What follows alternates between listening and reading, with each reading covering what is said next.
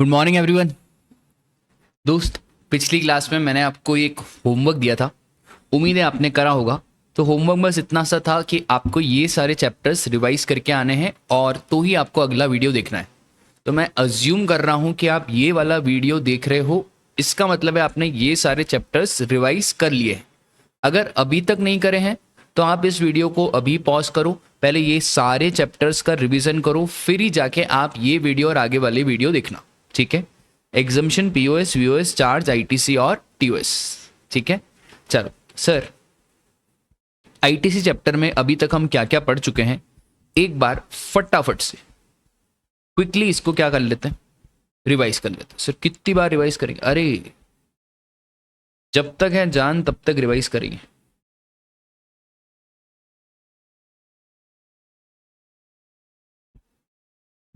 तो भाई चैप्टर का नाम था इनपुट टैक्स क्रेडिट, और इस चैप्टर में सर अभी तक हम क्या क्या देख चुके हैं। तो सबसे पहले इनपुट पे जो आपने टैक्स पे करा उसका क्रेडिट ले लेना, उसी को बोलते हैं भाई इनपुट टैक्स क्रेडिट। अब ये क्रेडिट कैसे क्या सेट ऑफ होगा, तो सबसे पहले हमने मैकेनिज्म सीखा था सेट ऑफ का। आईजीएसटी को आईजीएसटी के लिए सेट ऑफ करेंगे, जो आईजीएसटी बच गया उसको या तो सीजीएसटी के लिए यूज करेंगे या तो एसजीएसटी के लिए यूज करेंगे। कोई भी रेशियो कोई भी प्रपोर्शन में यूज कर सकते हैं, ऐसा कोई लिमिट डिसाइडेड नहीं है। फिर CGST has to be use for CGST, और फिर सीजीएसटी बच जाएगा तो आईजीएसटी के लिए यूज करेंगे। एसजीएसटी को एसजीएसटी के लिए यूज करना है, और अगर हमारा एसजीएसटी बच जाएगा तो फिर आईजीएसटी के लिए यूज करेंगे। ठीक है? अच्छा, रूल में हमेशा एक चीज याद रखना कि पहले पूरा आईजीएसटी खत्म होगा, फिर ही हम आगे की बात करेंगे। फिर सर हमने एक आधी क्वेश्चन देखा था। अब इनपुट टैक्स क्रेडिट लेने की बहुत सारी कंडीशंस होती है। सबसे पहली कंडीशन तो सर आपका आउटपुट टैक्सेबल होना चाहिए। टैक्सेबल का मतलब है आगे से टैक्स लाके दो, पीछे जो पे करा है उसका आईटीसी ले लो। टैक्सेबल प्लस जीरो रेटेड, मतलब अगर आपका जीरो रेटेड सप्लाई भी है, एक्सपोर्ट है, एसईजेड है, तो भी इनपुट टैक्स क्रेडिट मिलेगा, कोई दिक्कत की बात नहीं है। ठीक है सर, आप रजिस्टर्ड होने चाहिए, तो बहुत बेसिक सी बात है, आप रजिस्टर्ड होगे तभी आगे से जीएसटी लाके दोगे। आपका जो इनपुट है वो या तो बिजनेस पर्पस के लिए यूज है, और अगर इंटेंशन टू यूज बिजनेस है तो भी चलेगा, कोई दिक्कत की बात नहीं है। Very important, supplier GSTR 1 file करेगा। जैसे ही सप्लायर जीएसटीआर 1 फाइल करेगा, रेसिपिएंट को जीएसटीआर 2B में रिफ्लेक्ट होगा। जब रेसिपिएंट को जीएसटीआर 2B में रिफ्लेक्ट होगा तो ही जाके रेसिपिएंट आईटीसी ले पाएगा। सपोज करो अगर सप्लायर ने जीएसटीआर 1 में कोई ट्रांजैक्शन नहीं दिखाया, तो फिर रेसिपिएंट को जीएसटीआर 2B में उसका क्रेडिट नहीं मिलेगा। फिर सर आपके पास एक वैलिड डॉक्यूमेंट होना चाहिए, टैक्स इनवॉइस, और उस पे amount of tax charge, CGST, SGST लग रहा है या आईजीएसटी लग रहा है, place of supply, description, value, ये सारी चीजें आपको उस टैक्स इनवॉइस में दिखानी चाहिए। बिल ऑफ सप्लाई के बेस पे आप क्रेडिट नहीं ले सकते हो। फिर यू शुड रिसीव गुड्स और सर्विसेज, तो गुड्स और सर्विसेज आपको रिसीव हो जाने चाहिए। अच्छा सर, जब आपको लास्ट स्लॉट मिलेगा तो ही जाके आपको इनपुट टैक्स क्रेडिट मिलेगा। अगर लास्ट स्लॉट नहीं मिला तो फिर आईटीसी भी नहीं मिलेगा। मतलब सीधी सी बात है, क्रेडिट आपको मिलेगा जब आपको लास्ट स्लॉट रिसीव हो जाएगा। फर्स्ट स्लॉट पे आपको क्रेडिट नहीं मिलेगा, प्रपोर्शनेट आपको क्रेडिट नहीं मिलेगा। Bill to ship to model के केस में बिलिंग किसी और को हो रही है और शिपिंग किसी और को हो रही है। अब यहाँ पे जिसको बिलिंग हो रही है उसको क्रेडिट मिलेगा। ऐसा डीम्ड मान लिया जाएगा कि गुड्स भी इसी को शिप हुए हैं, क्योंकि इसके कहने पर किसी और को शिप हुए, तो हम तो यही मान लेंगे गुड्स डीम्ड इसको रिसीव हुए हैं। सर आईटीसी रिस्ट्रिक्टेड नहीं होना चाहिए। सेक्शन नंबर 38 दो कॉलम बना देता है, एलिजिबल आईटीसी और in eligible ITC. Eligible ITC जो आप आईटीसी ले सकते हो, कुछ आईटीसी इन एलिजिबल कॉलम में चला जाएगा। सर कौन कौन सा आईटीसी इन एलिजिबल कॉलम में चला जाएगा? अगर आपने उस सप्लायर से माल खरीदा है जिसने नया नया जीएसटी नंबर लिया है, अगर आपने उस सप्लायर से माल खरीदा है जिसका जीएसटीआर 1 की लाइबिलिटी ज्यादा है बट जीएसटीआर 3B की कम है, मतलब रूल 88C का नोटिस आया हुआ है, या सर जीएसटीआर 2B में जितना क्रेडिट दिख रहा है उससे ज़्यादा क्रेडिट हमारे सप्लायर ने लिया है, डेट इज रूल 88D का नोटिस आया हुआ है, या सर रूल 86B का वायलेशन करा है। रूल 86B बोले तो आउटपुट टैक्स लाइबिलिटी का 99% आपको यूज करना है ना, तो आउटपुट टैक्स लाइबिलिटी का 99% आप आईटीसी यूज कर सकते हो, और such other class of person as may be prescribe. ठीक है सर, उसके बाद हमने आगे आपको बताया था दो बहुत इंपॉर्टेंट, ये दोनों बहुत इंपॉर्टेंट था कि सर जो सप्लायर है ना उसने जीएसटीआर 1 में ट्रांजैक्शन दिखा दिया, उसके बेस पे रेसिपिएंट को जीएसटीआर 2B में क्रेडिट मिल गया। अब ये तो बात समझ में आ गई। अभी दिक्कत किस बात की है ना कि सप्लायर ने 1 में तो ट्रांजैक्शन दिखाया, बट इस सप्लायर ने इस ट्रांजैक्शन का पेमेंट ही नहीं करा। अब क्योंकि सप्लायर ने इस ट्रांजैक्शन का पेमेंट नहीं करा तो लॉ मेकर बोलता है यार रेसिपेंट तुमको आईटीसी रिवर्स करना पड़ेगा, पर सर कोई तो तारीख होनी चाहिए ना कि जब तक पेमेंट कर दें।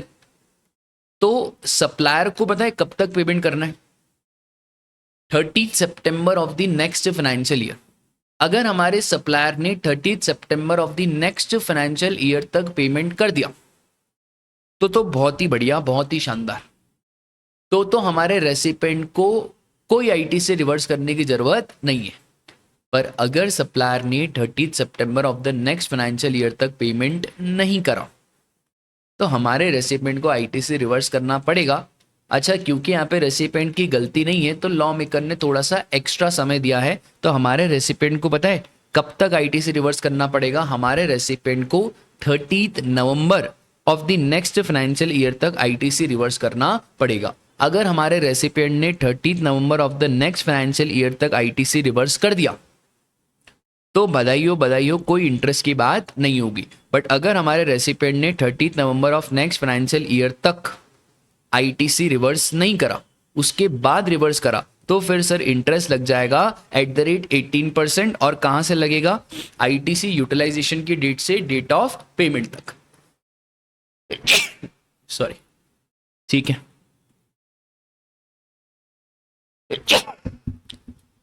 सॉरी,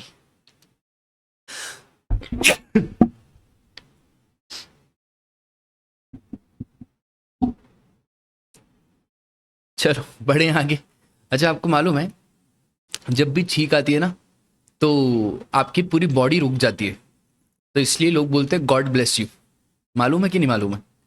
ये नोटिस करना, जब भी आप छींकोगे ना आपकी पूरी बॉडी उस नैनो सेकंड के लिए पूरी बॉडी स्टॉप हो जाती है। चलो अब आ गया हो भाई। सर फिर इनवॉइस का पेमेंट 180 दिन के अंदर अंदर हो जाना चाहिए। 180 दिन कहाँ से देखे जाएंगे? 180 दिन देखे जाएंगे कहाँ से? इनवॉइस से। अगर रेसिपेंट ने इनवॉइस से 180 दिन के अंदर अंदर पेमेंट कर दिया तो कोई आईटीसी रिवर्स करने की ज़रूरत नहीं है। बट अगर हमारे रेसिपेंट ने 180 डेज के अंदर अंदर पेमेंट नहीं करा तो फिर सर आईटीसी रिवर्स करना पड़ेगा, along with interest ITC reverse करना पड़ेगा। इतनी बात क्लियर है? ये 180 डेज की कंडीशन कहाँ पे नहीं लगेगी? तो सर ये 180 डेज की कंडीशन 3 जगह पे नहीं लगेगी। Schedule 1 transaction, reverse charge mechanism के ट्रांजैक्शन, और अगर सप्लायर की लाइबिलिटी है रेसिपेंट ने इनकर करी है फॉर द टाइमिंग, तो सर वो जो रेसिपेंट और थर्ड पर्सन के बीच में ट्रांजैक्शन हो रहा है वहां पे भी आपको 180 डेज नहीं देखना है। ठीक है। फिर सर दोनों चीज़ें आपको हाथ में नहीं मिलेगी। अगर आपने डेप्रिसिएशन जीएसटी कंपोनेंट पे भी ले लिया, 11,80,000 पे ले लिया, तो आईटीसी भूल जाओ। और अगर आपने डेप्रिसिएशन सिर्फ कॉस्ट पे लिया तो फिर आपको आईटीसी भी मिल जाएगा। आया बात समझ में? बस इतनी सी बात है। सर कोई लास्ट डेट है क्या आईटीसी क्लेम करने की? हाँ भाई हाँ, last date to claim ITC is 30 November of the next financial year और date of filing of annual return, दोनों में से विच एवर इज अर्लियर। ठीक है। अच्छा, डेबिट नोट की तारीख अलग है तो डेबिट नोट की लास्ट डेट अलग, इनवॉइस की लास्ट डेट अलग। फिर सर सेक्शन 16(6) बोलता था कि अगर आपका रजिस्ट्रेशन कैंसिल हो गया है और रिवोकेशन का ऑर्डर आया, कैंसलेशन और रिवोकेशन के ऑर्डर में बीच में 30 नवंबर वाली तारीख फंस रही है। अगर बीच में 30 नवंबर वाली तारीख फंस रही है तो उस केस में आपको पता है क्या ध्यान रखना है। तो उस केस में जो last date to claim ITC है वो चेंज हो जाएगी। क्या हो जाएगी भाई, एक ये तो रहेगी 30 नवंबर और annual return filing date whichever is earlier, और 30 डेज फ्रॉम दी रिवोकेशन। तो रिवोकेशन के 30 दिन के अंदर अंदर, अच्छा दोनों में से विच एवर इज लेटर, तो जो विच एवर इज लेटर है वहां तक आप आईटीसी क्लेम कर सकते हो। डन। ये ओईएम वाला सर्कुलर इतना काम का नहीं है। फिर सर सेक्शन नंबर 17 हमने पढ़ा था। सेक्शन 17 सिंपल सी बात बोलता है कि जो इनपुट्स हैं वो टैक्सेबल के लिए यूज आ रहे हैं, पूरा ईटीसी दो। इनपुट्स जीरो रेटेड सप्लाई के लिए यूज आ रहे हैं, पूरा ईटीसी दो। पर इनपुट्स अगर एग्जेम्प्ट गुड्स के लिए यूज आ रहे हैं, एग्जेम्प्ट सर्विसेज के लिए यूज आ रहे हैं, तो इनपुट टैक्स क्रेडिट देने की जरूरत नहीं है। सर हमारा जो इनपुट है ना वो दोनों के लिए यूज आ रहा है, टैक्सेबल और एग्जेम्प्ट, तो फिर आपके इनपुट टैक्स क्रेडिट को प्रपोर्शनेट करना पड़ेगा एज पर रूल 42। ठीक है, वो अभी पढ़ना बाकी है। फिर सर बैंकिंग कंपनी को एक स्पेशल मौका दिया गया था। बैंकिंग कंपनी को बोला गया देखो बैंकिंग कंपनी आपका जो इंटरेस्ट होता है वो एग्जेम्प्ट होता है, तो भाई आपका प्रोपोर्शनेट रिवर्सल तो बहुत ज्यादा आ जाएगा। तो बैंकिंग कंपनी ने बोला हाँ, तो हम आपको एक ऑप्शन देते हैं कि जितना भी आपका आईटीसी है, एलिजिबल आईटीसी, ब्लॉक्ड क्रेडिट नहीं, तो जो भी आपका एलिजिबल आईटीसी है उसका 50% आप ले लेना इनपुट टैक्स क्रेडिट, और 50% आपका लैप्स हो जाएगा। तो 50% आईटीसी आपको मिलेगा और 50% भूल जाओ। और ये ऑप्शन एक फाइनेंशियल ईयर के लिए वैलिड रहेगा। ऐसा नहीं कर सकते 2 महीने के बाद कि आपने बोला नहीं ये वाला ऑप्शन नहीं चाहिए, पूरा फाइनेंशियल ईयर वाला ऑप्शन आपका वैलिड रहेगा। एक और चीज, बैंकिंग कंपनी अगर डिस्टिंक्ट पर्सन के बीच ट्रांजैक्शन है तो वहां पे आप पूरा आईटीसी ले सकते हो, वहां पे ये 50% भी देखा नहीं जाएगा। डन। फिर सर हमने बैंकिंग कंपनी का क्वेश्चन करा था, ब्लॉक्ड क्रेडिट आए हाय, तो सर ऑल्दो आपने सेक्शन 16 की सारी कंडीशन फुलफिल करी है, ब्लॉक्ड मतलब ब्लॉक्ड, तो कुछ भी नहीं कर सकते भाई। अगर क्रेडिट ब्लॉक्ड है तो आपको नहीं मिलेगा। कहां कहां पे सरकार ने क्रेडिट ब्लॉक करा है? एक तो सर मोटर व्हीकल जिसकी सीटिंग कैपेसिटी 13 या 13 से कम है, 13 बोले तो 12+1, उधर क्रेडिट ब्लॉक कर दिए। कहां कहां पे क्रेडिट अलाउ करा है? रेलवेज, फॉकलिफ्ट, ये मोटर व्हीकल की डेफिनेशन में आते हैं। वेरी वेरी इंपॉर्टेंट, कोई भी व्हीकल लेस देन 4 व्हील्स जिसका engine capacity is up to 25 CC. ठीक है, ये ध्यान रखना, engine capacity up to 25 CC. Transportation of goods मिल जाएगा credit. Transportation of passenger with the seating capacity greater than 13 credit मिलेगा। फिर सर एक्सेप्शन तो 17(5) के ही एक्सेप्शन है मोटर व्हीकल के। सप्लाई ऑफ मोटर व्हीकल, अगर मैं कार डीलर हूँ, युंडाई वाला हूँ, क्रेडिट मिल जाएगा। ट्रांसपोर्टेशन ऑफ पैसेंजर के लिए गाड़ी खरीद रहा हूँ, क्रेडिट मिल जाएगा। और अगर ड्राइविंग स्कूल चला रहा हूँ तो भी मुझे क्रेडिट मिल जाएगा, कोई दिक्कत की बात नहीं है। वेसल एंड एयरक्राफ्ट का भी सेम ही है, बस यहाँ पे ST2D है। ST2D बोले तो supply of vessel and aircraft, transportation of passenger, transportation of goods, driving and navigation. ठीक है, तो सर यहां पे भी आपको क्रेडिट मिल जाएगा, कोई दिक्कत की बात नहीं है। फिर सर एक रूल पढ़ा था कि दिल दे दिया है जान तुम्हें दे देंगे, वफा नहीं करेंगे सनम। ओहो, अगर हमने आपको मोटर व्हीकल का क्रेडिट नहीं दिया तो रिपेयर मेंटेनेंस इंश्योरेंस का भी क्रेडिट नहीं देंगे। पर अगर हमने आपको मोटर व्हीकल, वेसल, एयरक्राफ्ट का क्रेडिट दे दिया तो रिपेयर मेंटेनेंस इंश्योरेंस का क्रेडिट भी दे देंगे। 2 सिचुएशन ऐसी है जहां पे हमने आपको मोटर व्हीकल, वेसल, एयरक्राफ्ट का क्रेडिट तो नहीं दिया बट रिपेयर मेंटेनेंस इंश्योरेंस का क्रेडिट दे दिया, मतलब जान तो दे दी बट दिल देने का बात नहीं करी। सर ऐसी कौन सी 2 सिचुएशन है? तो एक तो मैन्युफैक्चरर और एक insurance service provider. In case if you are a manufacturer और in case you are a insurance service provider, in दोनों केसेस में आपको रिपेयर मेंटेनेंस इंश्योरेंस का क्रेडिट दे दिया जाएगा, ऑल्दो आपको मोटर व्हीकल का क्रेडिट नहीं मिला। ठीक है सर। फिर मैंने आपको बताया था दो टाइप के क्वेश्चन आएंगे, एक तो simple output tax liability less input tax credit add ITC of RCM, ये ध्यान रखना। फिर इसका आपको आईटीसी तो मिलेगा, इसके दो इफेक्ट करने हैं, इसका ऐड आईटीसी ऑफ आरसीएम भी मिलेगा और आखिरी में इसको आपको ऐड भी करना है। मतलब ये मैं इधर एरो बना देता हूं कि इसका इनपुट टैक्स क्रेडिट भी लो और बाद में आरसीएम लाइबिलिटी है तो आपको ई कैश लेजर से पे करना पड़ेगा। ठीक है, देखो इसका लॉजिक बहुत सिंपल है। ये जो आरसीएम में आप पे करते हो ना, वो आपका इनपुट टैक्स क्रेडिट है। अच्छा, आउटपुट लाइबिलिटी से आप क्या माइनस करते हो? आईटीसी।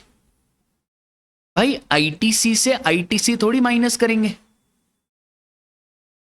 तभी आपको ये जो आउटपुट लाइबिलिटी है उसमें से आप आईटीसी माइनस करो और बाद में ये आईटीसी है क्योंकि आरसीएम है, इसको आप क्या कर दो? ऐड कर दो, क्योंकि कंपलसरी इसको ई कैश लेजर से पे करना पड़ता है। ठीक है, पेमेंट ऑफ टैक्स चैप्टर आएगा ना, उसमें आपको इसका और लॉजिक क्लियर हो जाएगा। अभी बस ऐसा ध्यान रखो कि जैसे हम अकाउंट्स में हर एडजस्टमेंट के दो इफेक्ट करते थे, वैसे ही अगर आरसीएम का आईटी से आएगा तो उसके दो इफेक्ट करना कंपलसरी है, नो मैटर व्हाट। ठीक है, और सर दूसरा क्वेश्चन आएगा, थोड़ा सा स्पेशल क्वेश्चन है। ये देखो, इनपुट टैक्स क्रेडिट, ये आरसीएम वाला आईटीसी। वेराइटी 2 में भी आउटपुट टैक्स लायबिलिटी में तो ज़्यादा नहीं खेलेगा, आईटीसी में थोड़ा खेलेगा, और आईटीसी में वो रूल 42 रूल 43 का रिवर्सल जो आएगा वो माइनस करना पड़ेगा, वो हम सीखेंगे। ठीक है, अभी एग्जाम में फर्स्ट वेराइटी के क्वेश्चन आ रहे हैं, सेकंड वेराइटी के नहीं आ रहे। देखते हैं भाई, मई 25 में, अभी ज़्यादा दिन तो बाकी नहीं है, उम्मीद है मई 25 में रूल 42 का क्वेश्चन आ सकता है, पर फिर भी सर देखेंगे। एक्सपोर्ट अगर अंडर एलयूटी बॉन्ड है तो इसमें दो बातें होगी, या तो विदाउट पेमेंट ऑफ टैक्स या तो विद पेमेंट ऑफ टैक्स। अगर भाई विद पेमेंट ऑफ टैक्स है, टैक्स का पेमेंट आपको करना पड़ेगा, बाद में इसका रिफंड मिल जाएगा। विदाउट पेमेंट ऑफ टैक्स, यहाँ पे कोई टैक्स का पेमेंट ही नहीं करना।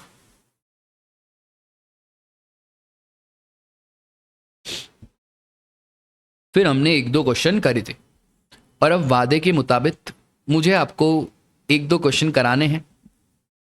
एग्जाम के क्वेश्चन हम करेंगे।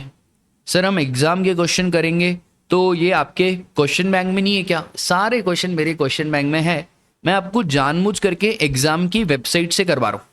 ऐसा इसलिए, उससे फील आता है। फील जब हम क्वेश्चन पेपर से क्वेश्चन करते हैं ना, तो उसका फील एक अलग ही होता है, मानते हो या नहीं ये बात? ठीक है, तो इसलिए मैं आपको क्वेश्चन पेपर से एग्जाम के एक दो क्वेश्चन कराऊंगा। ये क्वेश्चन मैं आपको लिख के कराऊंगा और आपको भी ये क्वेश्चन घर पे लिख के करने। ठीक है, चलो, और बाकी जितने भी क्वेश्चंस रहेंगे ना, मैं आपको बताऊंगा कि कौन से क्वेश्चन आपको लिख के करने हैं, कौन से आपको सिर्फ कैलकुलेटर पे निपटाने हैं। तो बहुत सारे क्वेश्चन है आईटीसी के, हम सारे क्वेश्चन ही आपको क्लास में कराएंगे, टेंशन मत लो आप।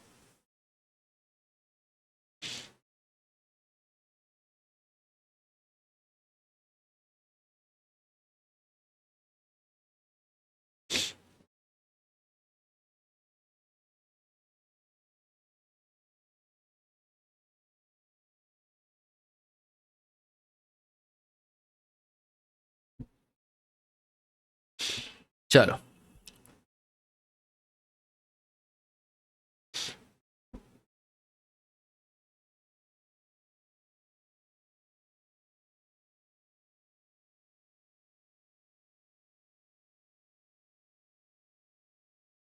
सर पेपर देख के हमको कुछ होता है। अरे अभी तुमने जिंदगी में देखा ही क्या है बेटा, पेपर देख के तुमको कुछ होता है? आओ, है ना, पार्ट 1 इज फॉर एमसीक्यू। थोड़ा सा जल ग्रहण कर लें, आप भी कर लो।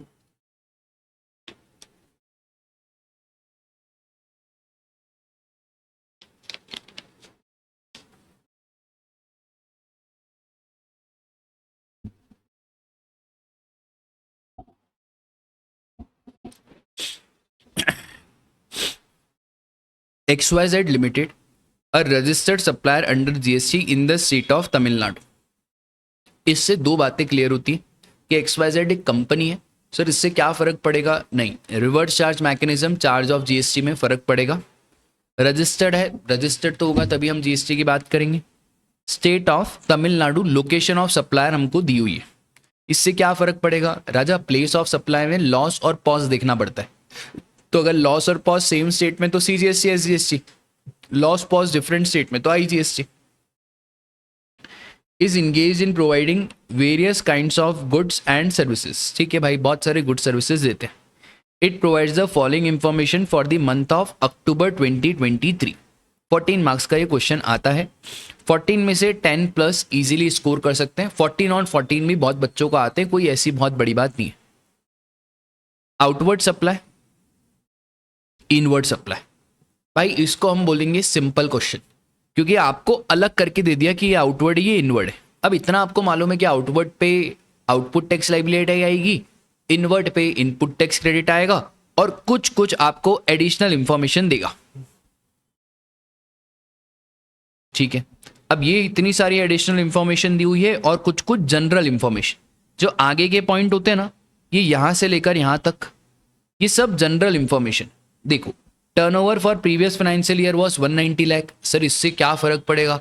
बेटा कहीं कहीं पे टर्नओवर बेस एग्जम्पशन रहती है प्रीसीडिंग फाइनेंशियल ईयर में, जैसे एडवोकेट आर्बिट्रल ट्रिब्यूनल की जो सर्विसेज रहती है, गवर्नमेंट की सर्विसेज रहती है, वहां पे हम आपको एग्जम्पशन दे देते हैं अगर आपका प्रीसीडिंग फाइनेंशियल ईयर में टर्नओवर 10, 20, 40 लाख रुपए तक है, मतलब रजिस्ट्रेशन से कम है, तो भाई इसका तो टर्नओवर बहुत ज़्यादा है, कोई एग्जम्पशन इसको नहीं मिलेगी। सीजीएसटी एसजीएसटी का रेट है 9, 9 और 18%, ठीक है। All the amounts are exclusive of GST.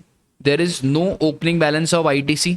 सारी कंडीशंस फुलफिल हो चुकी है आईटीसी की, except if provided in the question. Assume inward supply have been used for taxable outward supply. Very important point. Sir ये क्यों इंपॉर्टेंट है? भाई ये बोल रहे हैं कि इनवर्ड टैक्सेबल के लिए यूज आ रहा है, मतलब आपको आईटीसी मिलेगा अनलेस अदरवाइज स्पेसिफाइड, और यहाँ पे रूल 42 नहीं लगेगा। ऑल्दो रूल 42 आपने पढ़ा नहीं है, बट सर रूल 42 बस इतनी सी बात करता है कि अगर आपका इनपुट टैक्सेबल एग्जेम्प्ट दोनों के लिए यूज आ रहा है तो रूल 42 लगाओ, ठीक है। Company is not covered under any of the exception of Rule 86B of CGST regarding restriction on use of available input tax credit, ठीक है। सर इसका क्या मतलब? Company is not covered under any of the exception of Rule 86B regarding restriction on use of available input tax credit। मतलब sir company के ऊपर rule 86B लगेगा, ठीक है। अब ये रूल 86B मैंने आपको थोड़ा थोड़ा बता के रखा है, इस क्वेश्चन में लगेगा या नहीं लगेगा वो भी मैं आपको बताऊंगा, ठीक है। अभी के लिए आप ऐसा समझो ये लाइन है ही नहीं, क्योंकि इस क्वेश्चन में रूल 86B एप्लीकेबल नहीं होता है, पर आगे अपन जब करेंगे क्वेश्चन तो बताएंगे। Compute the, very important, net minimum GST liability to be paid in cash after utilizing ITC for the month of October. Working note should form the part of your answer. ऐसे question पढ़ते हैं, पहले शुरू का पढ़ा फिर आखिरी का पढ़ा। अब आ जाओ भाई क्वेश्चन के ऊपर। अब अपन आराम से क्वेश्चन करेंगे। सर हम नए पेज से क्वेश्चन करेंगे, बहुत बढ़िया। सबसे पहले हेडिंग डालो, computation of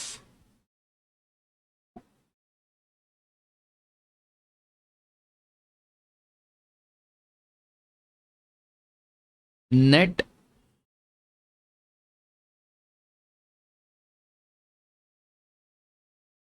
GST liability of XYZ limited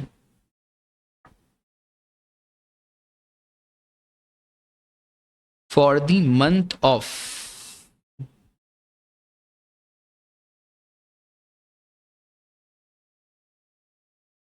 और मस्त सा इधर बनाओगे क्या,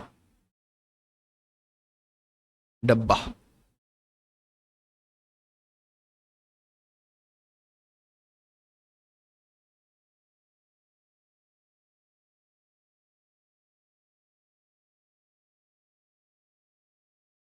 डब्बा बन जा भाई। हाँ बढ़िया। अब देखो ध्यान से समझना। सबसे पहले राजा, पर्टिकुलर्स,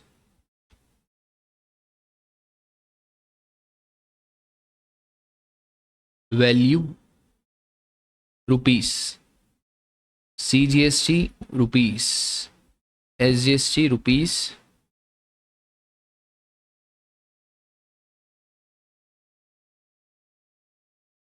आपके पास एग्जाम में इतना सफिशिएंट टाइम होता है कि आप लाइन वाइन खींच लें।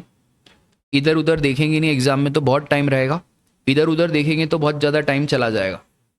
क्या ना, मन बहुत चंचल है तो उधर उधर भी देखता रहता है।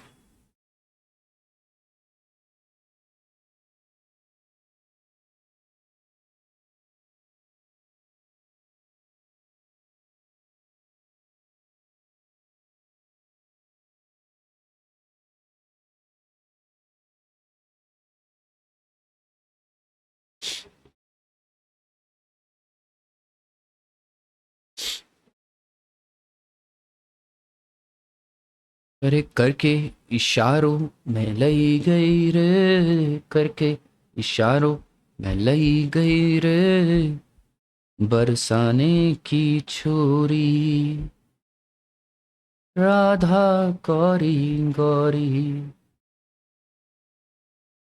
चलो आ जाओ भाई। अब भाई आधा काम तो फॉर्मेट का है, अब आपको कुछ नहीं करना, अब आपको खांचे भरना है। फॉर्मेट बन गया ना, अब आराम आराम से एक एक ट्रांजैक्शन को एनालाइज करेंगे। सबसे पहले आउटवर्ड सप्लाई, यहां पे हेडिंग लिखो टोटल आउटपुट टैक्स लाइबिलिटी। ठीक है। अब सर पहला ट्रांजैक्शन क्या है? Supplied a consignment of goods in territorial waters to Vikram Industries registered in Kerala. The said territorial waters is located at a distance of 12 nautical miles from the baseline of Kerala and 11 nautical miles from the baseline of state of Tamil Nadu. अगर आपको place of supply chapter याद है और place of supply में section number 9 याद है, तो मैंने आपको क्या बताया था वहाँ पे कि सर अगर टेरिटोरियल वाटर्स ऑफ इंडिया से सप्लाई करते हैं तो उस केस में प्लेस ऑफ सप्लाई पता है क्या रहता है? तो उस केस में सर प्लेस ऑफ सप्लाई रहता है जो भी हमारा बेस लाइन से सबसे करीब है। तो सर सबसे करीब क्या है? 12 नॉटिकल माइल्स केरला और 11 तमिलनाडु। तो भाई 11 करीब हुआ तो प्लेस ऑफ सप्लाई हो जाएगा तमिलनाडु। हम भी तमिलनाडु में, तो CGST SGST रेट 9% का लगाना है। अब यहाँ पे आप ट्रांजैक्शन पूरा नहीं लिखोगे, छोटा सा लिखोगे।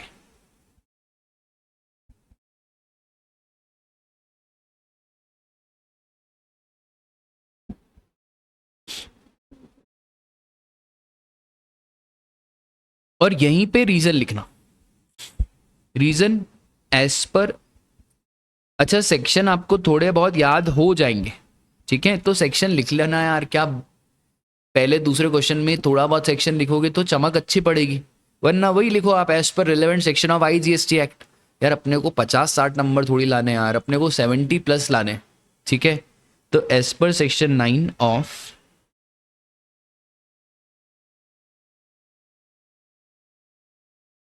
और भाई IDT है ही 70+, मतलब इसमें 50-60 तो सबको ही आ जाते हैं। 70+ लाओ तो फिर माने कि हाँ यार कुछ गजब करा है। ठीक है, तो as per section 9 of IGST act 2017, place of supply in case of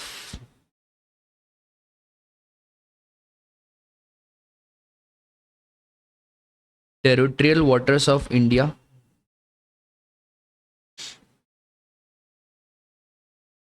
this place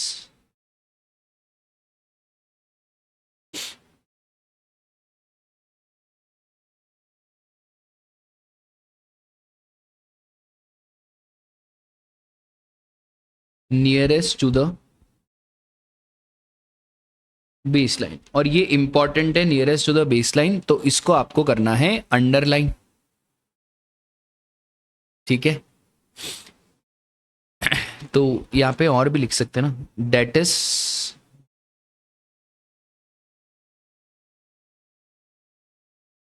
Tamil Nadu in our case. ठीक है, और अब ये नहीं लिखना है आपको सीजीएसटी एसजीएसटी लगेगा, भाई ये तो एग्जामिनर खुद ही समझ जाएगा। हम ये बार बार नहीं लिखेंगे since location of supplier and place of supply is in same state then CGST SGST will be applicable. हाई भाई, इतना एग्जामिनर में दिमाग है, उस ये की कॉपी चेक कर रहा है, उसको मालूम है। ठीक है, ये रीजन लिखा, बहुत बढ़िया। 5,99%, 45,000 और 45,000, डन। आगे आ जाओ। Second transaction, provided pure labour services of construction of a single commercial unit located in Delhi, not forming the part of residential complex unit to a customer in Delhi. Sir, exemption. But exemption chapter में residential unit exempt होती है, commercial unit exempt नहीं होती है। तो ये जो commercial unit है सर, ये तो हो जाएगी हमारी टैक्सेबल। सर इसका प्लेस ऑफ सप्लाई, तो प्लेस ऑफ सप्लाई निकालेंगे सेक्शन 12(3) के हिसाब से, इमूवेबल प्रॉपर्टी। बस यही तो मैं चाहता हूं कि आपका दिमाग चले। पढ़ाई करने से दिमाग नहीं चलता है, दिमाग चलता है सोचने से, विचार करने से। तो दिमाग चले तो 12(3) इमूवेबल प्रॉपर्टी। सर ये कहाँ है प्रॉपर्टी? दिल्ली में है। तो क्योंकि प्रॉपर्टी दिल्ली में है तो प्लेस ऑफ सप्लाई हो गया दिल्ली। तो हम कहाँ के रहने वाले सर? हम रहने वाले तमिलनाडु, तो आईजीएसटी चार्ज हो जाएगा। तो हम यहाँ पे लिखेंगे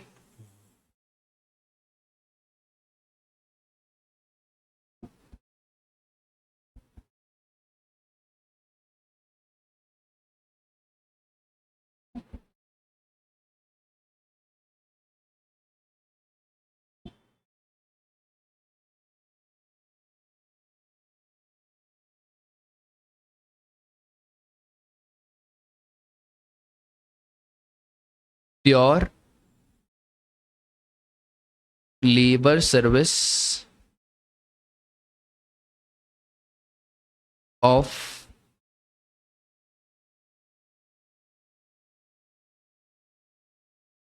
कमर्शियल यूनिट इज टैक्सेबल। ठीक है, and as per section 12(3). Sir ये सेक्शंस हमको कैसे याद होंगे? मैंने तुम्हारे लिए यूट्यूब पे एक वीडियो डाल के रखी है, learn all sections with me. उसमें मैंने कहानी वानी बना बना के सेक्शंस याद कराए हैं। 3-4 बार वो वीडियो लूप में देखोगे ना, तो आपको कम से कम 50-60 सेक्शन याद हो जाएंगे, गारंटी मेरी। ठीक है, चलो। Pure labour services of commercial units is taxable and as per section 12(3) location of immovable property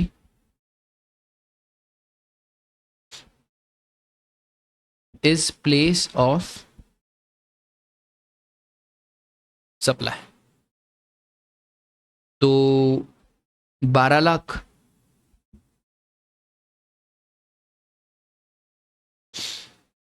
IGST, तो 12 लाख का 18% फटाफट से।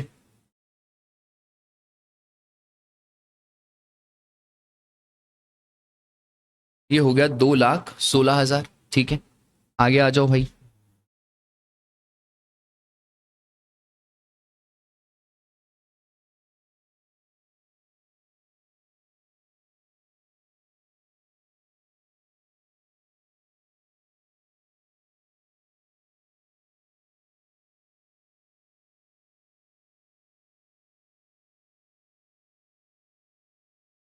सर ये टेक्नोलॉजी बढ़िया है आपके पास।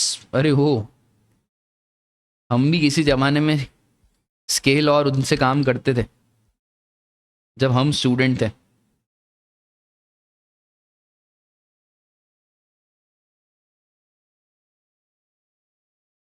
आईसीआई को सबको टैबलेट दे देना चाहिए, सब पढ़ाई टैबलेट पे करो, एग्जाम की कॉपी भी टैबलेट पे, व्हाट्सएप पे सेंड करो। आय हाय।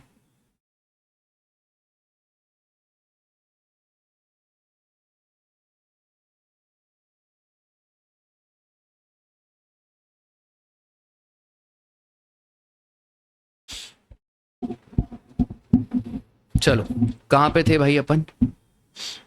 supplied 25 television over the counter to Mr. Vijay, an unregistered buyer who took it to his residence in Haryana. अब सर ये 25 टेलीविजन हमने ओवर द काउंटर विजय भाई को दिया है। अभी सुनो ध्यान से सर, यहाँ पे कौन सा सेक्शन लगेगा भाई? गुड्स है सेक्शन 10 और सेक्शन 10(1)(c) है, क्योंकि अनरजिस्टर्ड में 10(1)(c) लगता है। क्या विजय भाई के बारे में कुछ बोला है क्या? तो सर यहाँ पे विजय भाई के बारे में बोला है, invoice issued to Vijay mentions only his name and state, however the complete address of Haryana is missing. भाई साहब 10(1)(c) में इतनी सी बात लिखी हुई थी कि अगर स्टेट का नाम भी है ना तो चलेगा, कोई दिक्कत की बात नहीं है। तो बस सर, तो यहाँ पे हम लिखेंगे television to mister Vijay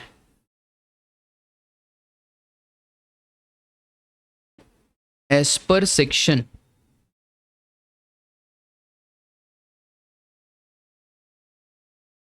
10(1)(c)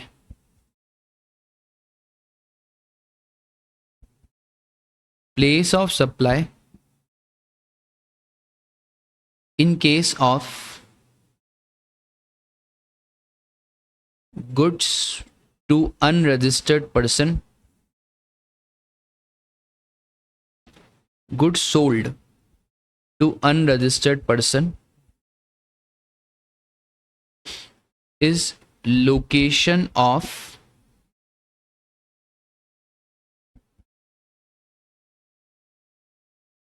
recipient। ठीक है, that is Haryana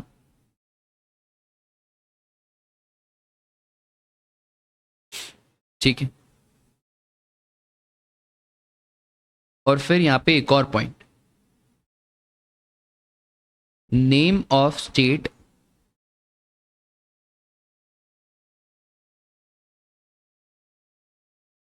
will be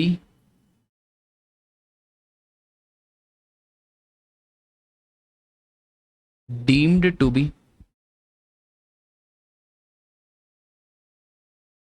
complete address। बस इतना सा लिखना है, बाकी क्या ही लिखना है आपको। कितने की टेलीविजन बेची भाई हमने? 14 लाख रुपीस की टेलीविजन बेची, तो यहाँ पे और 14 लाख का कितना परसेंट करना प्रेफर कर रहे हो? 18%, तो डेट इज 2,52,000। ठीक है,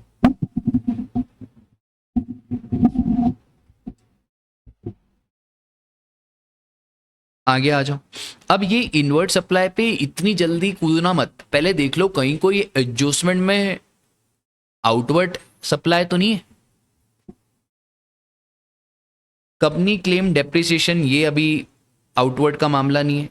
ये ओ हो the company provided a corporate guarantee of 2.5 crore to BYH limited, it's related company having registered office in the state of Maharashtra for the loan availed by the letter from Mangal bank limited. आय हाय, क्या नाम है, मंगल बैंक लिमिटेड। फैकल्टियों के नाम पे शायद ये लोग रखते, Maharashtra. No consideration have been charge against this corporate guarantee. भाई अब सुनो ध्यान से, वैल्यू ऑफ सप्लाई में रूल 28 अगर आपको याद हो, वहां पे मैंने चिल्ला चिल्ला के आपको बताया था कि सर कॉर्पोरेट गारंटी के केस में दो चीजें, कंसिडरेशन रिसीव और 1% of corporate guarantee whichever is higher. अच्छा, ये 1% पर एनम है, इसके ऊपर CBIC का सर्कुलर भी आया था कि 6 महीना होगा तो फिर 1% को 6/12 करना पड़ेगा, 5 साल होगा तो 1% को मल्टीप्लाई बाय 5 करना पड़ेगा। ठीक है सर जी, यहाँ पे कंसिडरेशन तो लिया ही नहीं है। हाँ, तो क्योंकि यहाँ पे कंसिडरेशन नहीं लिया है तो ये 2.5 करोड़ का 1% हो जाएगा मेरा वैल्यू ऑफ सप्लाई रूल 28(2) के हिसाब से, और बस उसी के ऊपर GST की बात होगी। अब लगेगा क्या सर, ये कॉर्पोरेट गारंटी प्रोवाइड करी है BYH limited having registered office in the state of Maharashtra.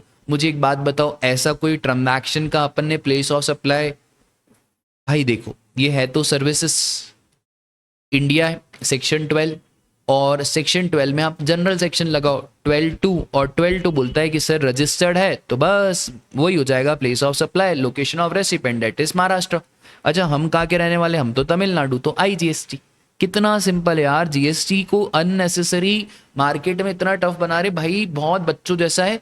70+, बस नो कॉम्प्रोमाइज, 70+ लाना ही लाना है, चाहे जो हो जाए।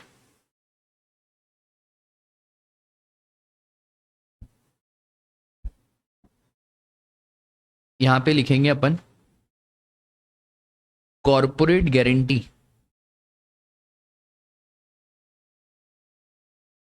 To BYH limited.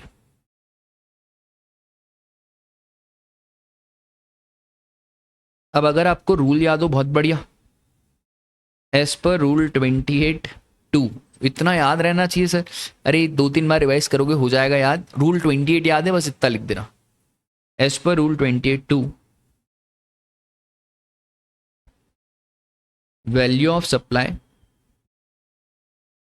In case of corporate guarantee is 1% of guarantee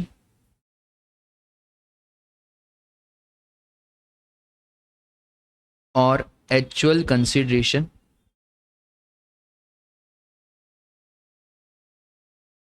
whichever is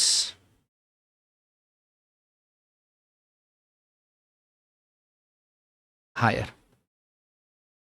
और अब यहां पे since actual consideration is not there,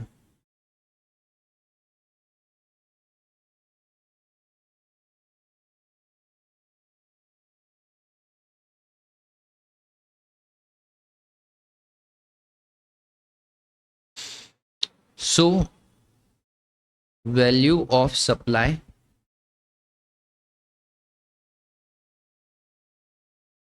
would be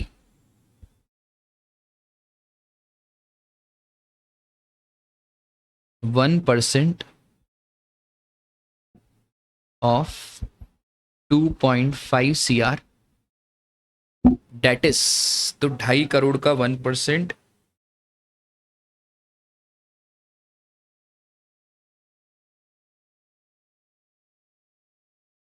2,50,000 rupees.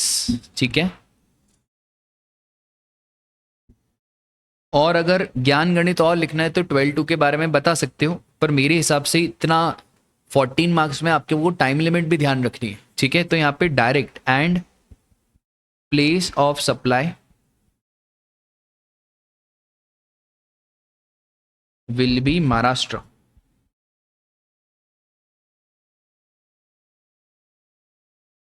As per 12। ठीक है,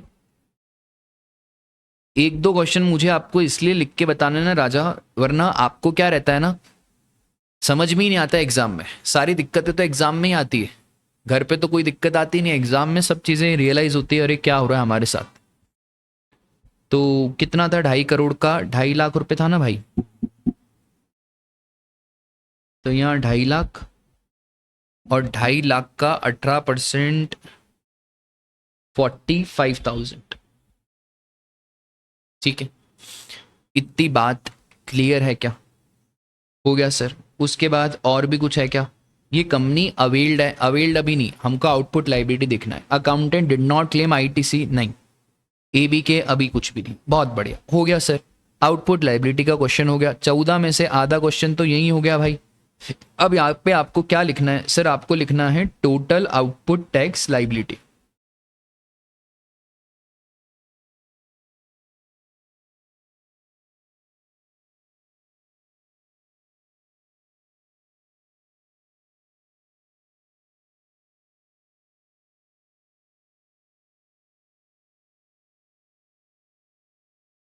टोटल आउटपुट टैक्स लाइबिलिटी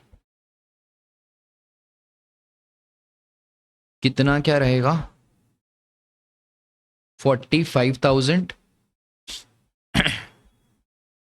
45,000, तो CGST 45,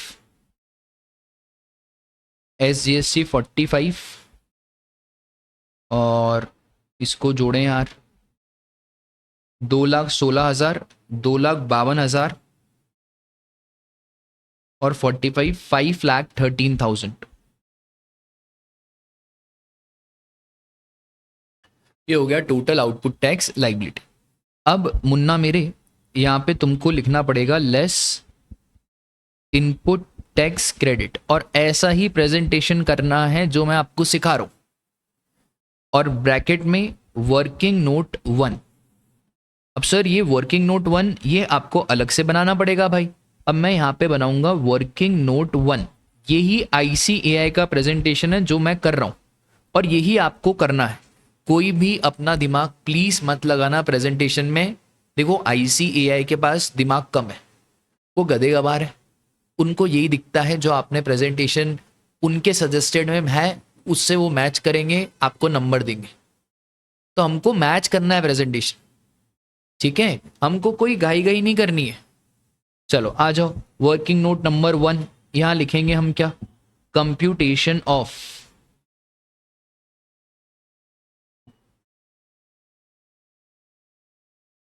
input tax credit,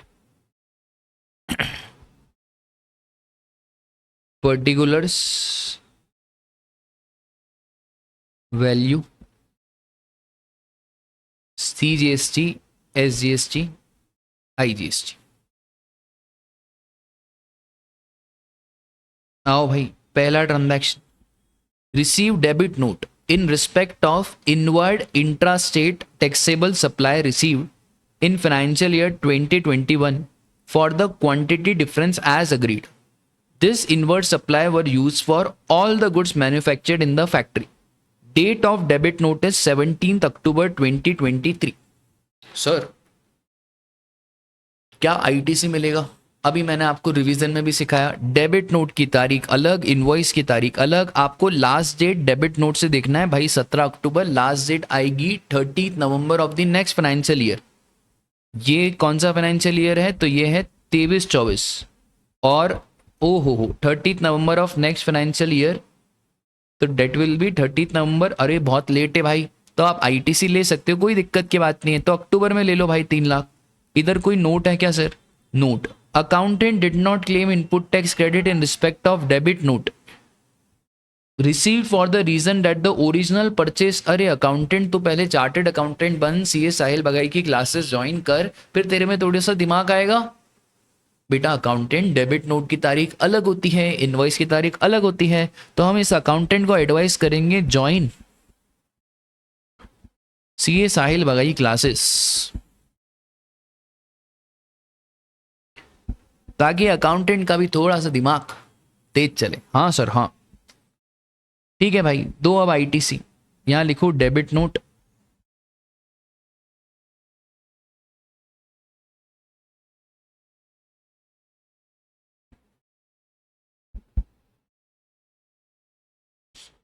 in respect of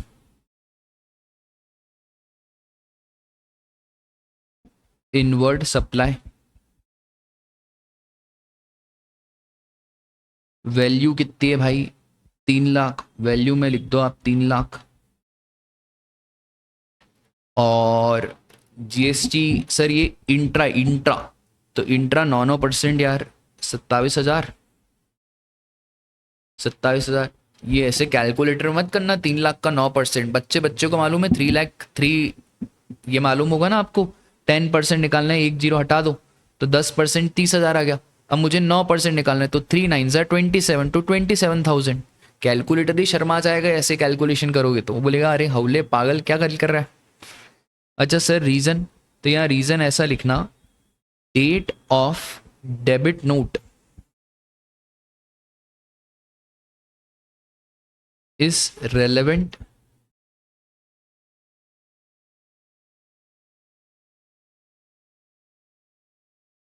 for calculation of last date to claim ITC. Simple reason, ज्यादा नहीं। Section याद हो तो as पर 16(4) ये भी हो गया। अब आ जाओ भाई, purchased silk can to be used as raw material from Ravi who manufactures silk can. Ravi is registered in the state of Rajasthan. सर याद आ रहा है क्या कुछ? सर गुड्स का आरसीएम। भाई हर ट्रांजैक्शन में दिमाग लगाना ही लगाना है, सोचना ही पड़ेगा, सोचेंगे तो ही तो आएंगे नंबर। हाँ ऐसा हमने पढ़ा था, अगर आपको याद है तो बहुत बढ़िया, नहीं याद है तो मैंने खोल के रखी है फाइल। सिल्क यान मैन्युफैक्चरर रजिस्टर्ड पर्सन, अगर सप्लायर मैन्युफैक्चर है, रेसिपेंट रजिस्टर्ड पर्सन है, तो सिल्क यान के केस में रिवर्स चार्ज लगता है। क्या सप्लायर मैन्युफैक्चरर है? हाँ सर। क्या रेसिपेंट रजिस्टर्ड है? हाँ तभी तो क्वेश्चन कर रहे हैं। मतलब सर रिवर्स चार्ज लगेगा, और जब जब रिवर्स चार्ज लगता है तो कितने एडजस्टमेंट? 2 एडजस्टमेंट करने पड़ेंगे। एक तो आपको इनपुट टैक्स क्रेडिट में भी एडजस्टमेंट करना पड़ेगा, और मुन्ना मेरे आखिरी में ऐड भी करना पड़ेगा। तो मैं यहां पे लिख रहा हूं, पता है क्या? परचेज ऑफ सिल्क यान फ्रॉम, क्या नाम है भाई इसका, रवि, ब्रैकेट में manufacturer,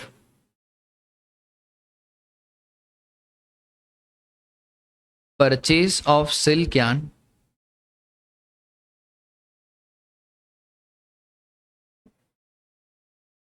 from manufacturer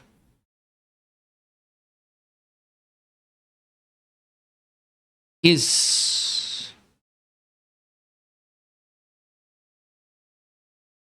taxable under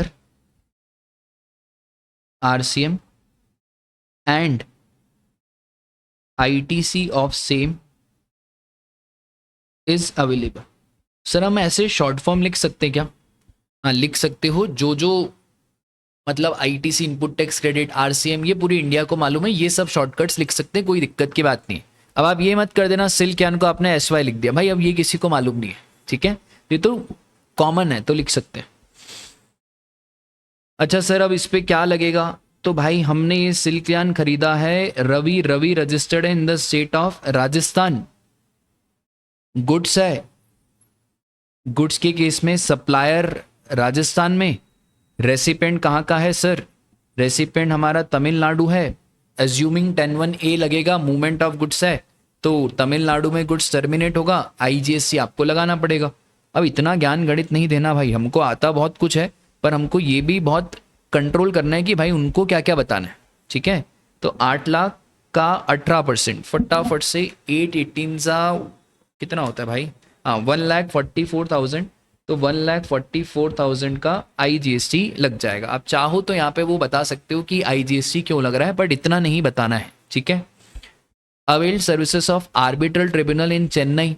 अब याद करो सर, मैंने बताया था आर्बिट्रल ट्रिब्यूनल अगर सर्विसेज देता है वो बिजनेस एंटिटी को जिसका प्रीसीडिंग फाइनेंशियल ईयर में टर्नओवर 10 20 40 से ज्यादा है, तो फिर वो टैक्सेबल होता है, और जो बिजनेस एंटिटी है उसको रिवर्स चार्ज मैकेनिज्म में टैक्स देना रहता है, ठीक है? इसलिए इन्होंने टर्नओवर दिया हुआ है ऑफ प्रीसीडिंग फाइनेंशियल ईयर, वरना क्यों देते ये टर्नओवर? आया समझ में? तो सर ये आर्बिट्रल ट्रिब्यूनल की जो सर्विसेज है उस पे जीएसटी लगेगा, 100% लगेगा, और आरसीएम में लगेगा, तो ठीक है लगा देंगे आरसीएम में। चेन्नई तमिलनाडु मतलब सीजीएसटी, एसजीएसटी तो हम यहाँ पे लिखेंगे वापस से, और आईटीसी भी मिलेगा भाई, arbitral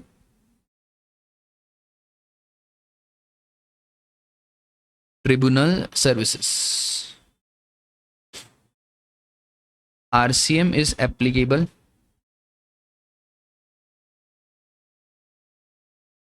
on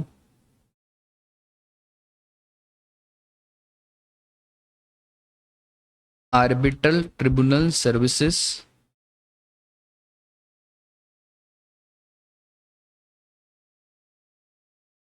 to business entity,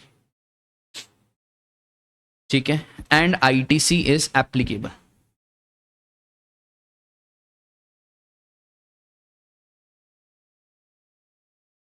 applicable की जगह पे अलाउड लिख दो।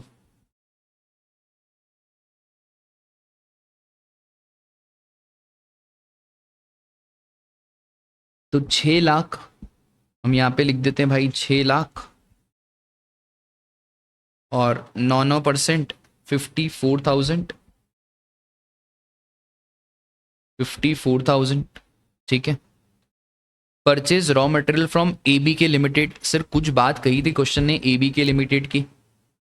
ये एबी के लिमिटेड, आप है ना पहले एग्जाम में ये एडजस्टमेंट्स पढ़ लिया करो, उससे दिमाग में रहता है कि हाँ हाँ ऐसी कुछ बातें करी थी। तो AB K limited is mandatorily required to issue e invoice, however it did not issue e invoice. वाह बेटा, एबी के लिमिटेड ने ई इनवॉइस इशू नहीं करा, भूल जाओ, आईटीसी नहीं मिलेगा। तो बस यहाँ पे लिखना है purchase from AB K limited since e invoice is not issue.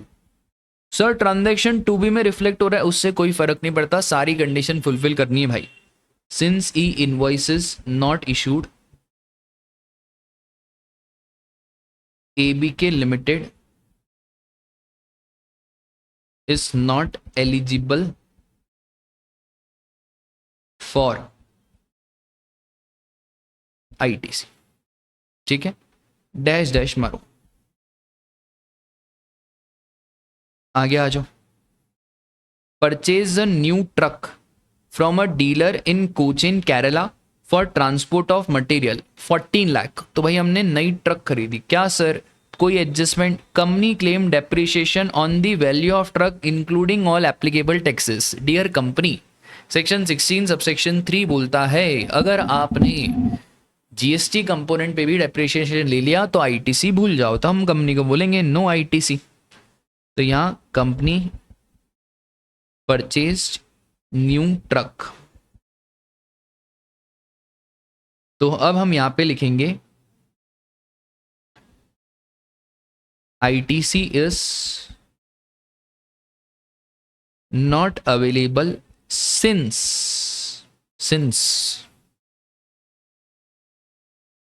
depreciation has been claimed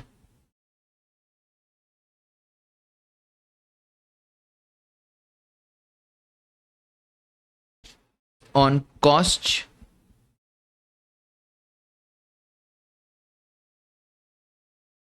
including taxes, ठीक है।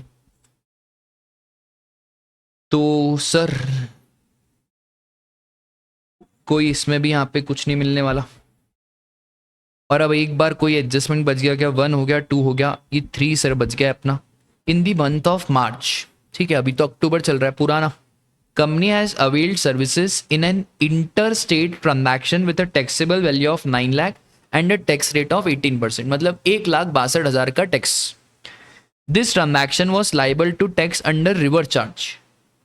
Payment for the same was not made till the current month. Sir 180 days में आपको पेमेंट करना रहता है और आपने payment नहीं करा, इसका मतलब है क्या आपको आईटीसी रिवर्स करना पड़ेगा और आपका जो इनपुट टैक्स क्रेडिट है वो कम हो जाएगा। कोई रिवर्सल की जरूरत नहीं है, इसलिए जरूरत नहीं है रिवर्सल की क्योंकि भाई the transaction was liable under. और रिवर्स चार्ज में सर ये वाला एक्सेप्शन नहीं लगता, बट व्हाट इफ क्वेश्चन में ये वाली लाइन नहीं दी होती तो बताइए 9 लाख का 18% 1,62,000 आपको, या तो अगर आपके पास सफिशिएंट आईटीसी है आप वो कम करते, इंटर स्टेट आईजीएसटी में से 1,62,000 कम करते, या अगर सफिशिएंट आईटीसी नहीं है तो इस 1,62,000 को आउटपुट टैक्स लाइबिलिटी में करस्पॉन्डिंगली क्या कर देते, ऐड कर देते, ठीक है। तो ऐसे ही होता है भाई आईटीसी रिवर्सल। पर अब यहाँ पे कुछ नहीं करना, क्यों नहीं करना? क्योंकि रिवर्स चार्ज का ट्रांजैक्शन है और वहां पे 180 डेज नहीं लगते। तो सिंपल हम यहाँ पे नोट लिख के आएंगे,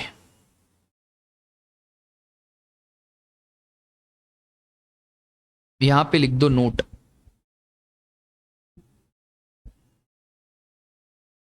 ITC in respect of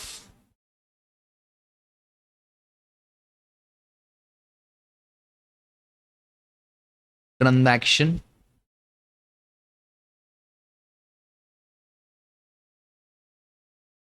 on which reverse charges applicable.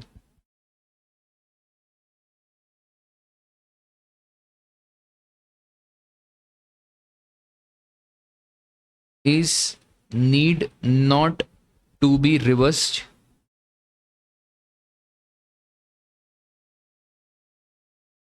even if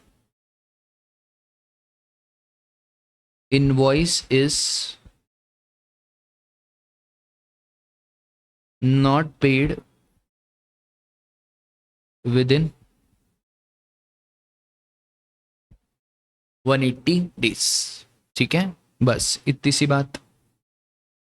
sir ये सब हो गए अपने, खत्म, और कुछ बचा ही नहीं है भाई एडजस्टमेंट में। आ जाओ भाई, अब कैलकुलेशंस बाकी है, ये तो बहुत सिंपल है, 5 मिनट में हो जाएंगे। Total output tax liability less ITC, तो आईटीसी कितना क्या बन रहा है भाई अपना, 27 और 54, तो यहाँ लिख देते हैं टोटल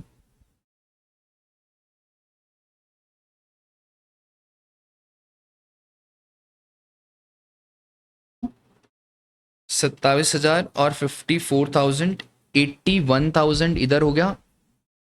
करस्पॉन्डिंगली एसजीएसटी भी सेम होगा क्योंकि ओपनिंग बैलेंस है ही नहीं, तो सेम ही है। ठीक है, आईजीएसटी 144 है ना, तो आईजीएसटी 1,44,000। अब भाई सुनो ध्यान से, सबसे पहले आपको ये सब देखना ही नहीं, आपको ये देखना है कितना आईजीएसटी भाई 144। अब सेट ऑफ करो, अब यहीं पे आप सेट ऑफ करोगे, क्या लिखोगे, IGST to be set of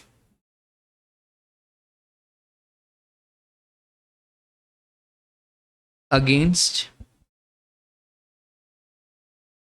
IGST, तो यहां 1,44,000। ठीक है, तो 5,13,000 में से 144 गए तो कितना आया भाई 3। अभी रुक जाओ यार, अपन अभी यहाँ माइनस नहीं करते, पूरा खत्म करने के बाद माइनस करेंगे। तो सबसे पहले आईजीएसटी तो पूरा ही खत्म हो गया, कोई दिक्कत नहीं सर, अभी सीजीएसटी एसजीएसटी बाकी है 81। अब करना तो 45,000 है, तो जो सीजीएसटी बच जाएगा उसको आईजीएसटी के लिए यूज करेंगे। तो हम यहाँ पे लिख देते हैं CGST to be set off, अरे अरे, अगेंस्ट सीजीएसटी एंड बैलेंस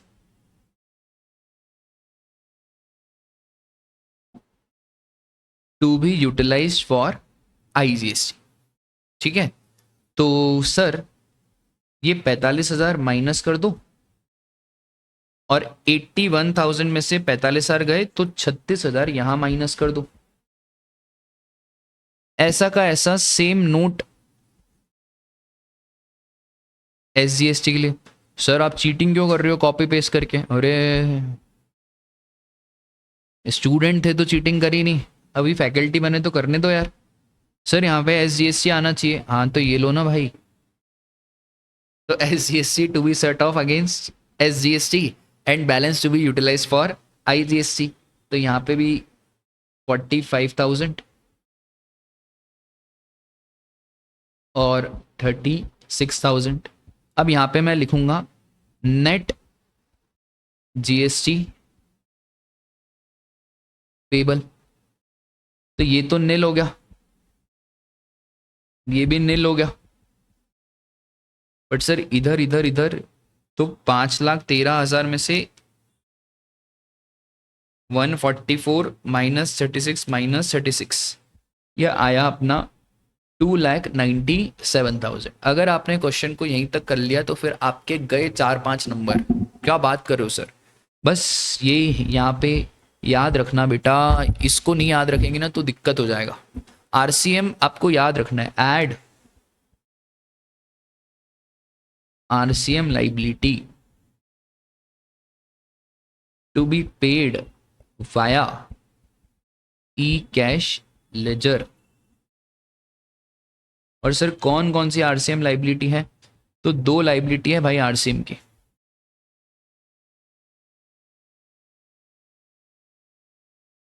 एक तो हमारी है arbitral tribunal,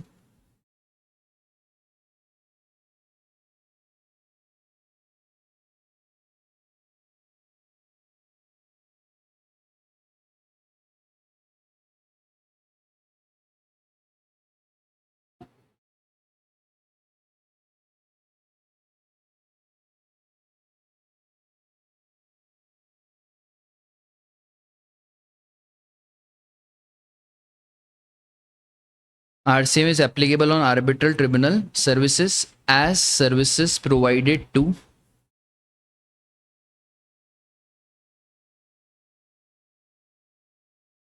business entity with turnover in preceding financial year greater than threshold limit.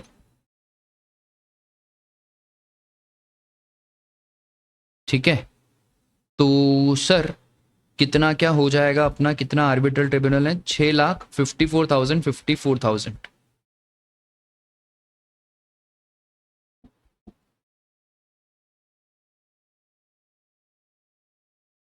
और एक वो सिल्क यान भी था ना। और आप तो क्या एग्जाम में ऐसे डॉट मार दिया करो, बहुत काम की चीज बता रहा हूँ। जहां जहां RCM रहे ना वहां चुपचाप छोटा सा डॉट मार दो, किसी को कोई मालूम नहीं पड़ता है, बस हमको याद रहता है कि हाँ यहाँ RCM, जैसे ही लिखो वहां पे डॉट मार दिया करो, ठीक है? वरना फिर बाद में आखिरी में गड़बड़ हो जाती है। तो सर आर्बिट्रल ट्रिब्यूनल हो गया, सिल्क यान, तो यहाँ पे परचेज ऑफ सिल्क यान, अब ये तो एज इट इज कॉपी हो जाएगा यार। सर वापस से रीजन लिखना पड़ेगा, हाँ यार वापस से रीजन लिखना पड़ेगा, कुछ कर नहीं सकते। इसलिए भाई स्पीड बहुत फास्ट करनी पड़ती है, तो ही जाके आपके 14 में से ऑन एन एवरेज 12-13 नंबर आ सकते हैं। मतलब देखो, अगर अपना टोटल 100 मार्क्स का पेपर है, तो 100 मार्क्स के पेपर में यू हैव 3 आवर्स, 3 आवर्स बोले तो 180 मिनट्स। तो करस्पॉन्डिंगली 14 मार्क्स के क्वेश्चन में आपको पता है कितने मिनट गंवाने? 25 मिनट। तो मैक्सिमम 25 मिनट में आपका क्वेश्चन हो जाना चाहिए, और 25 मिनट का मतलब आपकी स्पीड बहुत फास्ट होनी चाहिए, ठीक है? और हो जाता है, कोई इतनी भी टफ बात नहीं है कि हम 25 मिनट में क्वेश्चन नहीं कर पाए।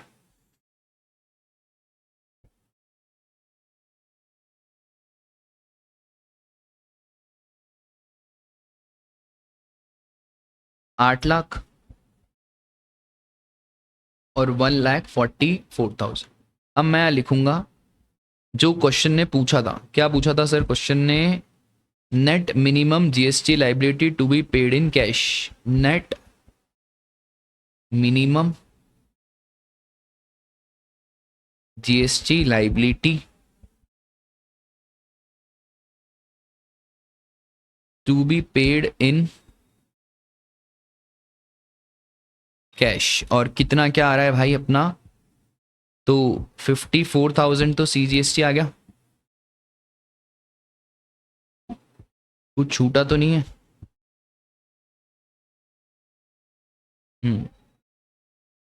54,000 CGST, 54,000 SGST, और 2,97,000 प्लस 1,44,000, 4,41,000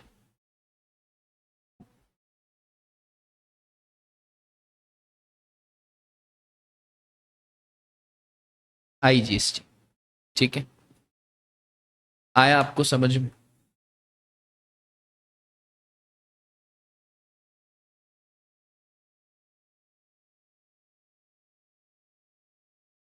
एक बार अपन इसका सजेस्टेड देखते हैं।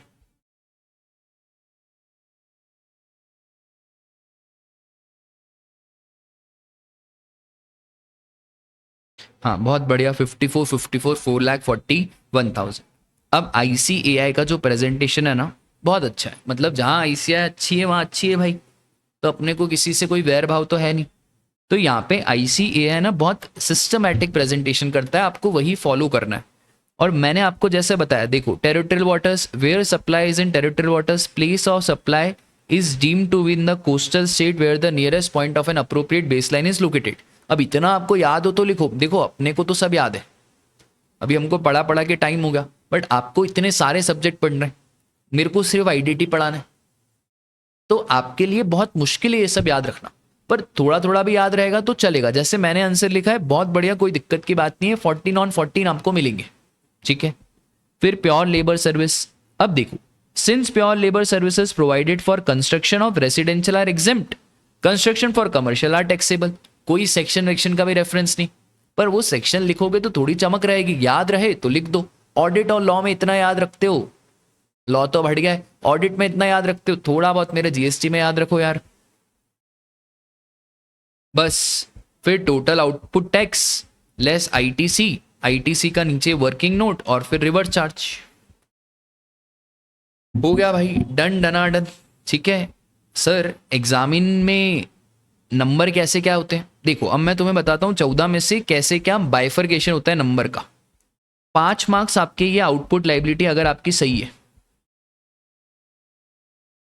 ये जो हमने निकाली थी ये अगर वैल्यूज भी सही है तो 3-4 तो ये वैल्यू सही है उसके मिल जाएंगे, क्योंकि अगर ये सही तो ऊपर का सब सही। 5 मार्क्स आपका इनपुट टैक्स क्रेडिट का है कि ये जो आपने वर्किंग नोट बनाया ना, ये इनपुट टैक्स क्रेडिट ये सही है यानी, और फिर 4 मार्क्स ये इन सब वर्किंग की नेट मिनिमम जीएसटी पेबल सही निकाला है नहीं। बाकी जो नोट लिखा हुआ है ना, ये हर बच्चा लिख लेता है, बच्चे से गड़बड़ क्या हो जाती है राजा, अगर एक भी मिस्टेक हो गई, सपोज करो यहाँ पे कुछ गलत हो गया, ये सिल के अन सपोज करो यहाँ सीजीएसटी एसजीएसटी लगा दिया आईजीएसटी के बदले में, भाई आईटीसी गलत। अब समझना, आईटीसी गलत तो ऊपर जो आप सेट ऑफ करोगे वो गलत, सेट ऑफ गलत तो अल्टीमेटली जो नेट मिनिमम जीएसटी लाइबिलिटी निकलेगी वो गलत। तो आपके आईटीसी में 5 में से इधर आपके 2 नंबर आएंगे, नेट मिनिमम में 2 नंबर आएंगे, और ऊपर अगर आउटपुट लाइबिलिटी सही करी तो 4-5 नंबर उसमें आएंगे, इसलिए आपके 6-8 नंबर आते हैं पहले क्वेश्चन में। इसलिए आईसीएआई ने 50% क्राइटेरिया रखा है, पूरा सही होना चाहिए।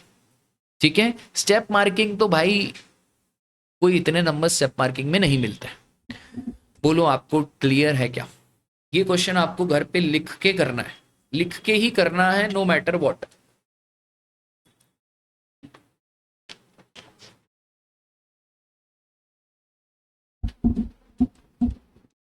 ठीक है, अब एक काम करते हैं ना, एक और क्वेश्चन माता रानी के नाम पे, और अब जो अपन क्वेश्चन, अच्छा मजे की बात बताऊं मैं आपको, 14 मार्क्स का ये, 6 मार्क्स का वो बैंक वाला क्वेश्चन, 20 मार्क्स के क्वेश्चन तो आपने कर ही लिए, 70 मार्क्स का डिस्क्रिप्टिव है, 20 मार्क्स आपने निपटा लिए, और बाकी भी पेपर में आप यूं ही कर लोगे। ठीक है,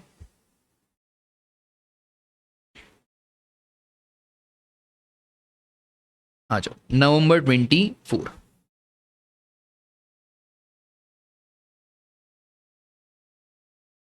अब अपन डायरेक्ट यहीं से करते हैं, पेपर से क्या आपको दिखा दिया, पेपर से कैसा करना है।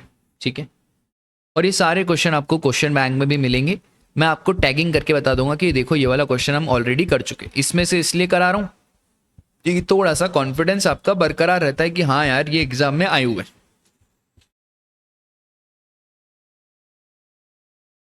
चलो, अब आपको सिखा दिया कि कैसे करना है, वैसे ही करेंगे। सच्चा एंड सुध लिमिटेड, क्या नाम है, सच्चा एंड सुध limited is a registered supplier of taxable goods and services at Raipur in the state of Chhattisgarh under regular scheme, मतलब कंपोजिशन स्कीम नहीं ली है, रेगुलर स्कीम ली है, छत्तीसगढ़ में registration. Head office of the company is at Raipur whereas its branch office is situated at Ludhiana Punjab. तो company का head office तो रायपुर में है, ब्रांच ऑफिस पंजाब में।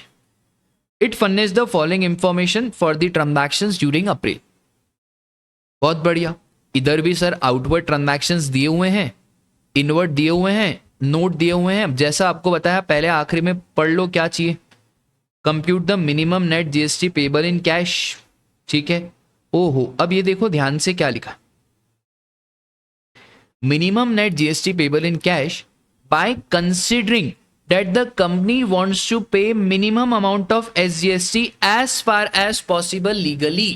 मतलब कंपनी चाहती है हम SGST को कम से कम पे करें, इसका मतलब है जो IGST का एक्सेस बैलेंस वो आएगा इस क्वेश्चन में, पढ़ते से दिमाग लगाओ, और ये IGST का जो एक्सेस बैलेंस आएगा वो CGST में यूज नहीं करेंगे, उसको SGST में यूज करेंगे, क्योंकि सर कंपनी चाहती है SGST को कम से कम पे करना। चला दिमाग, बहुत बढ़िया। फिर working note should form no opening balance all the conditions, बहुत बढ़िया।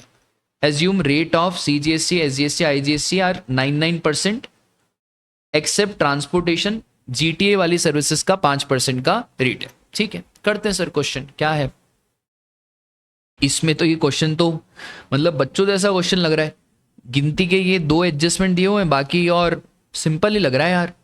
आ जाओ।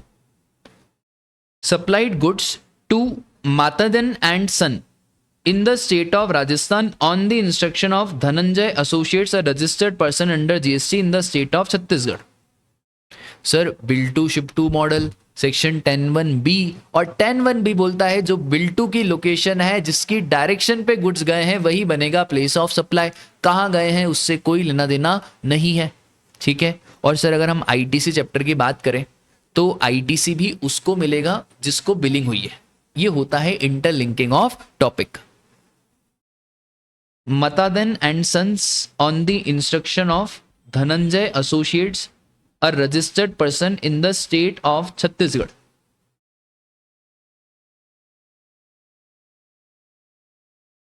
ठीक है, गुड्स गए हैं राजस्थान में, पर किसके इंस्ट्रक्शन पे? धनंजय, छत्तीसगढ़। हमको Chhattisgarh would be the place of supply and we are also in Chhattisgarh, तो भाई CGST SGST लगेगा।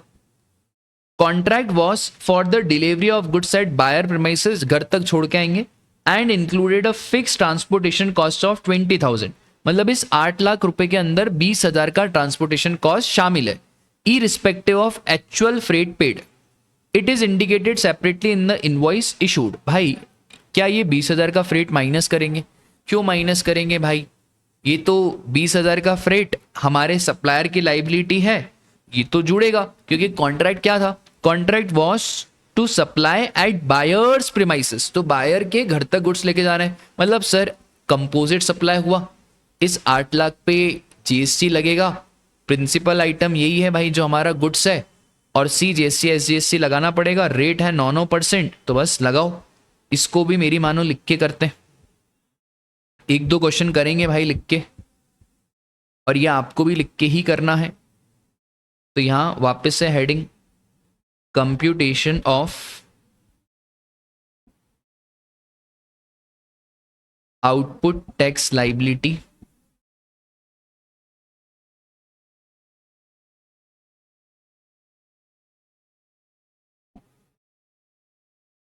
For month of April 2024।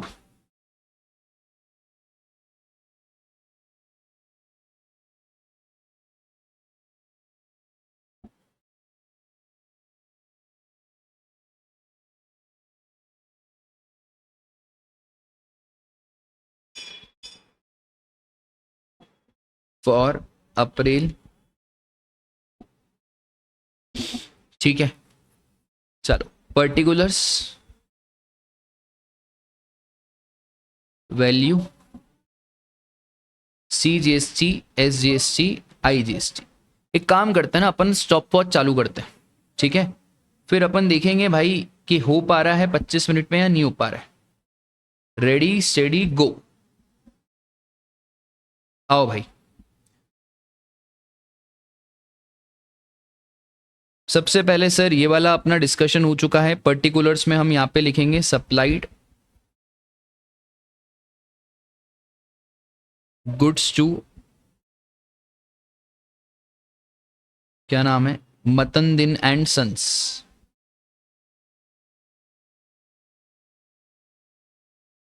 In case of bill to ship to model,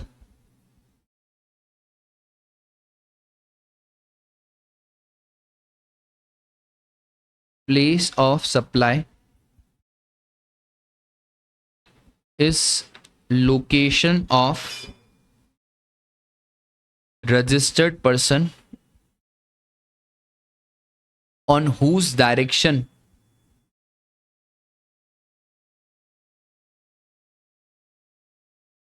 goods are delivered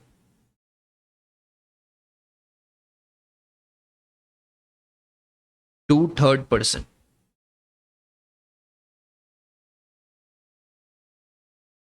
Hence place of supply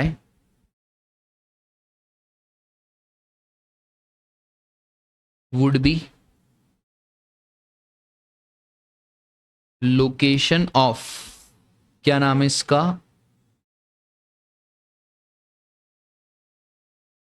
Dhananjay associates.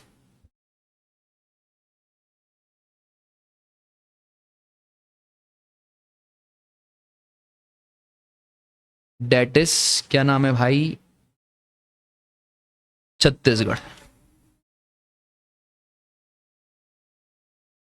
ठीक है, अब आपको एक और चीज यहां पे लिखनी पड़ेगी। Since contract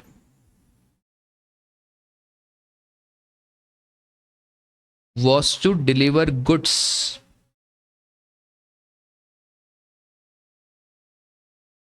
at buyer premise,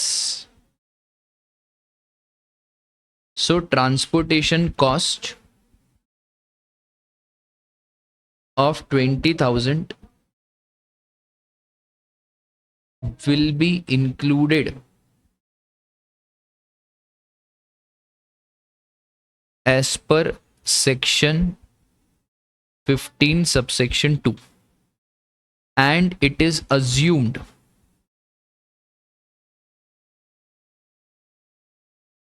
to be included in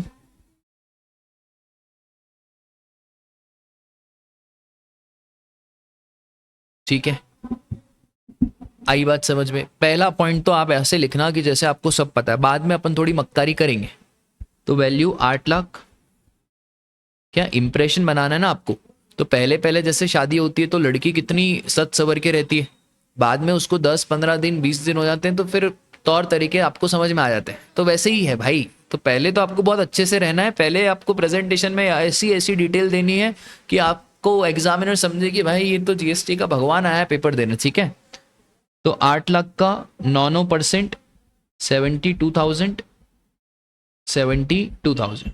calculations में टाइम नहीं खराब करना, जल्दी जल्दी 8 9 72, बच्चे बच्चे को मालूम है। दूसरा, amount receipt for sale of loading tempo use for transportation of goods to mister Suresh.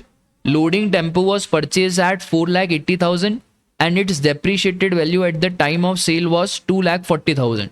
No GST credit was taken. Delivery was given at registered office of company 1,80,000. Sir, कोई भी ट्रक लोडिंग टेम्पू अगर आपने इसको cell करा है, तो अगर आपको वैल्यू ऑफ सप्लाई में सेकंड हैंड गुड्स का मामला याद हो, तो सर सेकंड हैंड गुड्स में इन case you have not taken the ITC, तो वहां पे वैल्यू पता है क्या होता है, कंसिडरेशन रिसीव्ड माइनस डेप्रीशिएटेड वैल्यू। अगर पॉजिटिव तो लगाएंगे जीएसटी, नेगेटिव तो नहीं लगाएंगे भाई। कंसिडरेशन 1,80,000 है और डेप्रीशिएटेड वैल्यू 2,40,000, तो भाई ये तो नेगेटिव आ गया 60,000, तो इसके ऊपर कोई जीएसटी नहीं लगाएंगे। ये पढ़ा था वैल्यू ऑफ सप्लाई में, ध्यान है।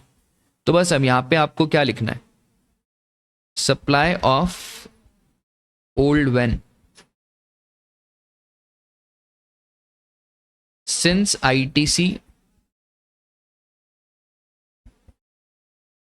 has not been taken, value of supply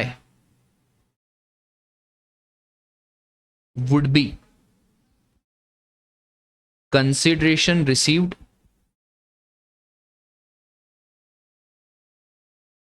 bracket में 1,80,000 less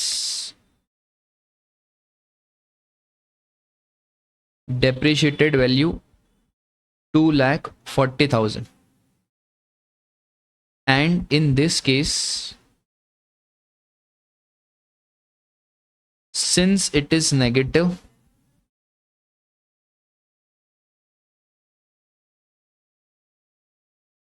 no GST would be charged.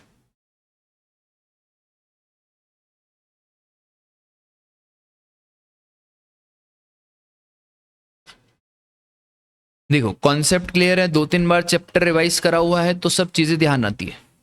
Provided intra state supply of sponsorship to Vidhi agency या प्रोप्राइटरशिप कंसर्न। सर स्पॉन्सरशिप में supplier any person, recipient body corporate और partnership firm, तो RCM की बात होती है। यहाँ पे रेसिपिएंट विधि एजेंसी है, प्रोप्राइटरशिप कंसर्न है, कोई आरसीएम की बात नहीं होगी, फॉरवर्ड चार्ज में ही टैक्स देना पड़ेगा। तो यहाँ लिख दो भाई, provided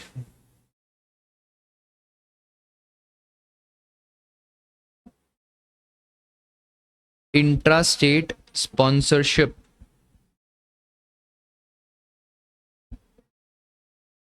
since recipient is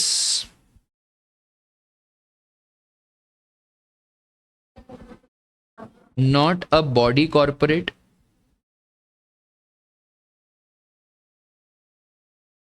or partnership firm.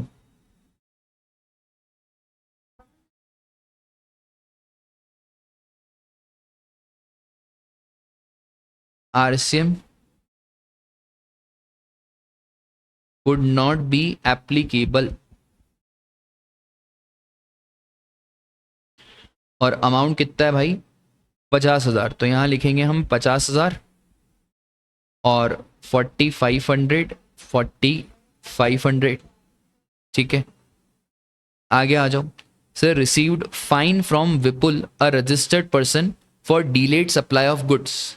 Such payment was made as a compensation for margin loss due to price reduction between the due date and actual supply of goods. There was no express contract. Sir fines, liquidated damages schedule 2 में आया था, इसके ऊपर कोई GST नहीं लगता है unless and until express employed contract हो और कंसिडरेशन भी हो. ठीक है, तो यहाँ पे साफ बोला हुआ है कोई कॉन्ट्रैक्ट नहीं है और कोई फाइन्स, लिक्विडेटेड डैमेजेस पे जीएसटी भी नहीं लगता है. तो शेड्यूल 2 ने क्लैरिफाई करा हुआ है. सिंपल. तो यहाँ पे लिखेंगे फाइन फ्रॉम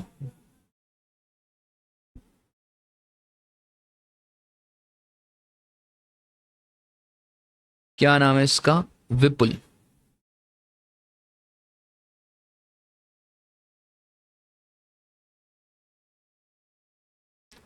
रजिस्टर्ड पर्सन. या हम लिखेंगे no GST as per schedule 2. अब ऐसा मत लिखो no GST as per schedule 2. No GST on fines, liquidated damages as there was no express contract in this behalf. ठीक है, ऐसा लिखो, ज्यादा सही रहेगा. बस ये डैश मार दी. अब सर नीचे देखें कोई आउटपुट लाइबिलिटी और है क्या?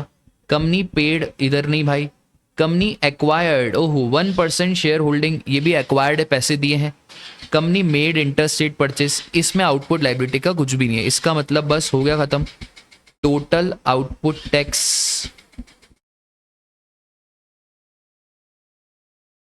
सर कितना क्या है? 45,000 और 72,000. तो 72 और 45 1,17,000. यहाँ पे लिखेंगे हम 1,17,000. ये भी 1,17,000. CGST SGST का टोटल तो सेम ही आएगा ना भाई. और IGST है ही नहीं, IGST पूरे क्वेश्चन में. बहुत बढ़िया, एक बार और चेक कर लो. हाँ सर IGST है ही नहीं, खत्म. उसके बाद आपको याद है लेस ITC. यहाँ लिखेंगे रेफर वर्किंग नोट 1. अच्छा नीचे बनाएंगे वर्किंग नोट 1. पूरा पेज छोड़ दो आप, एग्जामिनर को हम पैसे दे रहे हैं ना कॉपी के. वर्किंग नोट 1 कंप्यूटेशन ऑफ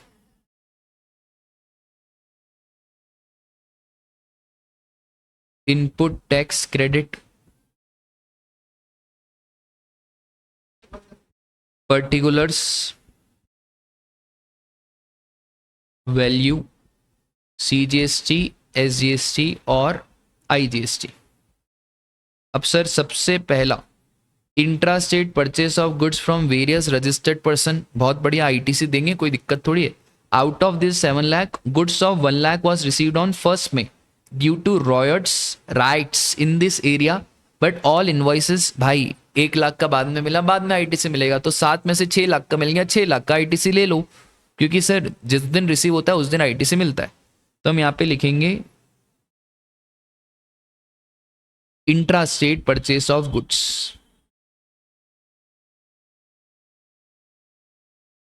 देखो इतने सिंपल पेपर आते हैं, हम थोड़ी सी पढ़ाई लिखाई कर लें, एग्जाम में अवेयर रहें, दिमाग चलाएं, तो क्यों नहीं नंबर आएंगे यार। सिंस गुड्स ऑफ ₹1,00,000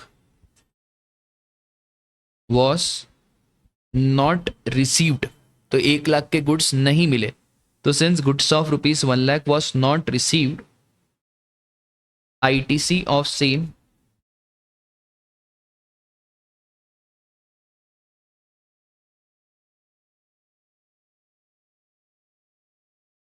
ठीक है, तो 6 लाख का मिलेगा, तो वैल्यू 6 लाख और 9% 6 लाख का 9% कितना हो गया भाई,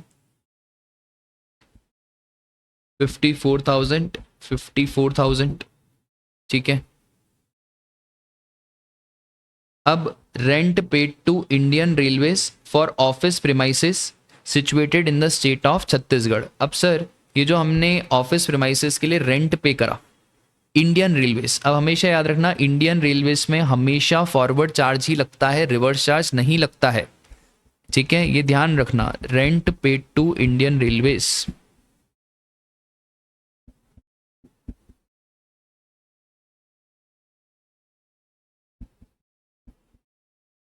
forward charge applicable in case of Indian Railways and ITC is also available। याद है ना आपको, post office vessel, transportation of goods, transportation of passenger और post office and railways amendment आया था। तो सर कितना क्या रेंट पेड है, 40,000 for office premises in the state of Chhattisgarh. तो भाई हम भी शायद छत्तीसगढ़ में ही है ना, हाँ तो हम भी छत्तीसगढ़ में ही हैं, ऑफिस प्रीमाइसेस छत्तीसगढ़ में ही है, लोकेशन ऑफ इमूवेबल प्रॉपर्टी हो जाएगा तो CGST SGST। अब आप नहीं भी लिखोगे ना CGST SGST तो इतना बाय डिफॉल्ट है कि बार बार आप लोकेशन ऑफ इमूवेबल प्रॉपर्टी नहीं भी बताओगे तो चलेगा, और अगर आपके पास टाइम है तो आप यहाँ पे सिंपल लिख सकते हो कि location of immovable property is the place of supply. ठीक है, तो जनरली प्लेस ऑफ सप्लाई का रीजन लिखना चाहिए क्योंकि एग्जामिनर वो चेक करता है। ठीक है, आगे आ जाओ।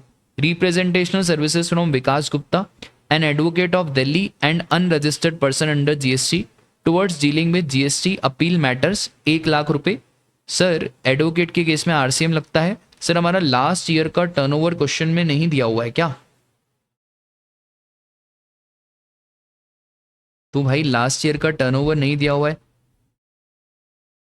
अज्यूमिंग ज़्यादा है, ये एज्यूम करके चलना पड़ेगा, नहीं तो आप कुछ कर नहीं सकते। तो मेरे को यहाँ पे रीज़न लिखना पड़ेगा, representation service from advocate,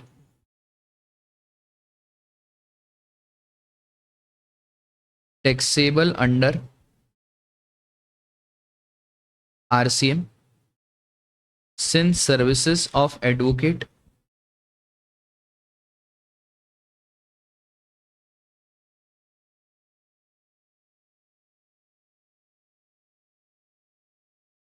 to business entity is taxable under RCM assuming business entity has turnover greater than threshold limit for registration।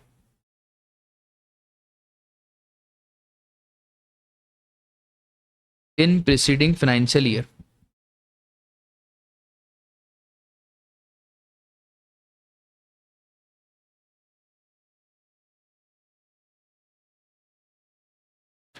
और क्या लगेगा भाई, तो दिल्ली का है और IGST लगाओ भाई, 1 लाख है तो 1 लाख का 18%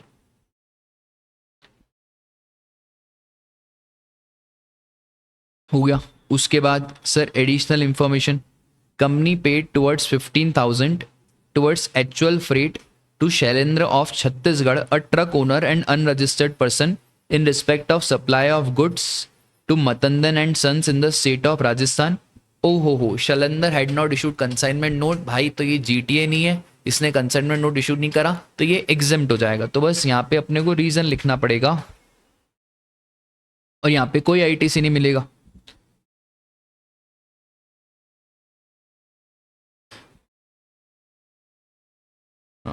freight to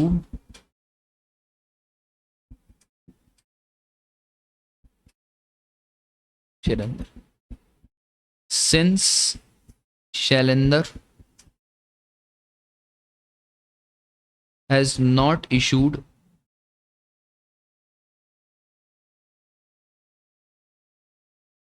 consignment note, same is not taxable and correspondingly no ITC available. Done. बस इतनी सी बात. फिर सर 15 अप्रैल को कंपनी ने 1% शेयर्स एक्वायर करे. भाई हमने सप्लाई चैप्टर में देखा था ये जो शेयर्स एक्वायर करे हैं सिक्योरिटी से, तो उस होल्डिंग ने सब्सिडरीज में जो शेयर्स एक्वायर करे उसके ऊपर कोई जीएसटी की बातें नहीं होती. और company made interstate purchase of goods to be use for CSR. Sir हमने 17 सबसेक्शन 5 में पढ़ा था CSR के लिए जो गुड्स रहते हैं वो ब्लॉक रहते हैं. तो यहाँ पे दोनों रीजन लिख सकते हो आप.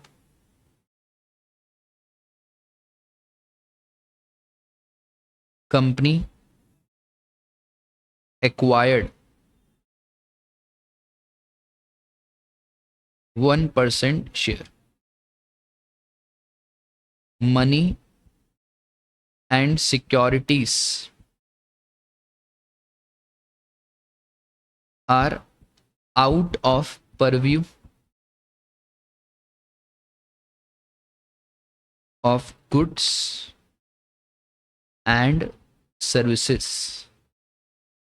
Hence, no GST applicable and correspondingly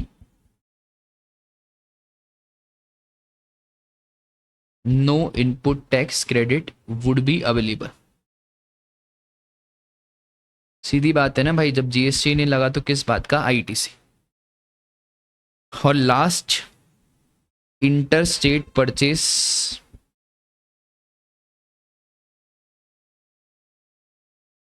for CSR. Direct लिखने का ब्लॉक्ड अंडर सेक्शन 17 सबसेक्शन 5 और डैश डैश मानने में तो आप सब उस्ताद हैं. हो गया.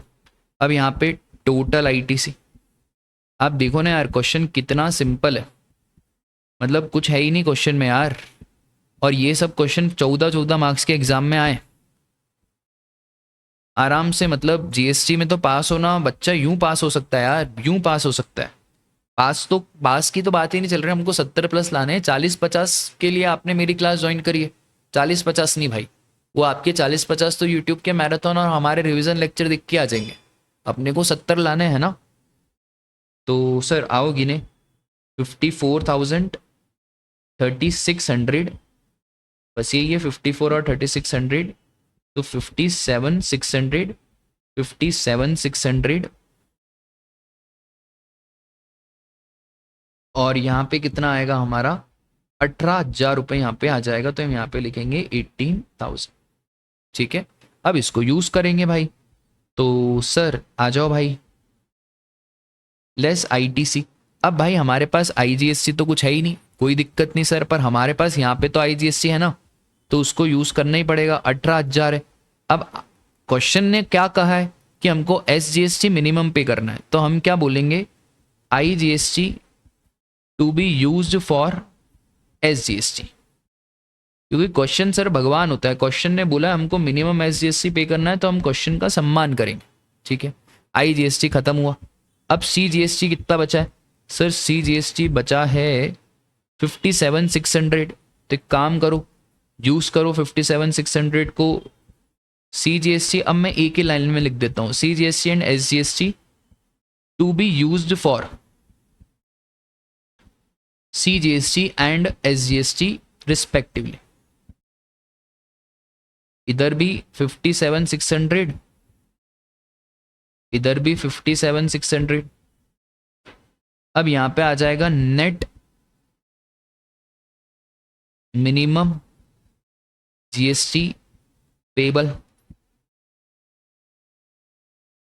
ठीक है, नेट मिनिमम GST पेबल। अब 25 मिनट एग्जैक्ट हो गया, आराम से होता है 25 मिनट में।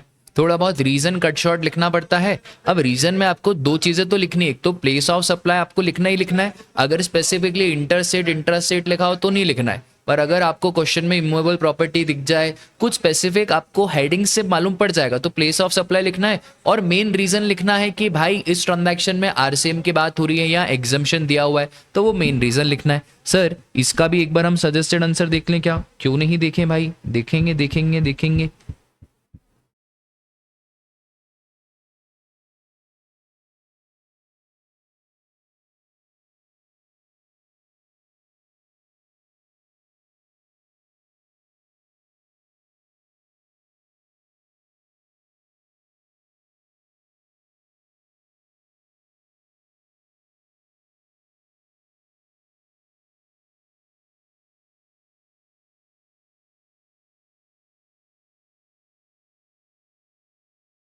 दो मिनट यार, कुछ कैलकुलेशन मिस्टेक हो गया अपन से। ये टोटल आउटपुट टैक्स में 72,000 और 4,500, तो यहाँ पे 76,500 आएगा। ओके, और यहाँ पे भी 76,500 आएगा, है ना? 72,000 और 4,500। ओके, वो 45,000 ऐड हो गया था, 4,500। ठीक है सर।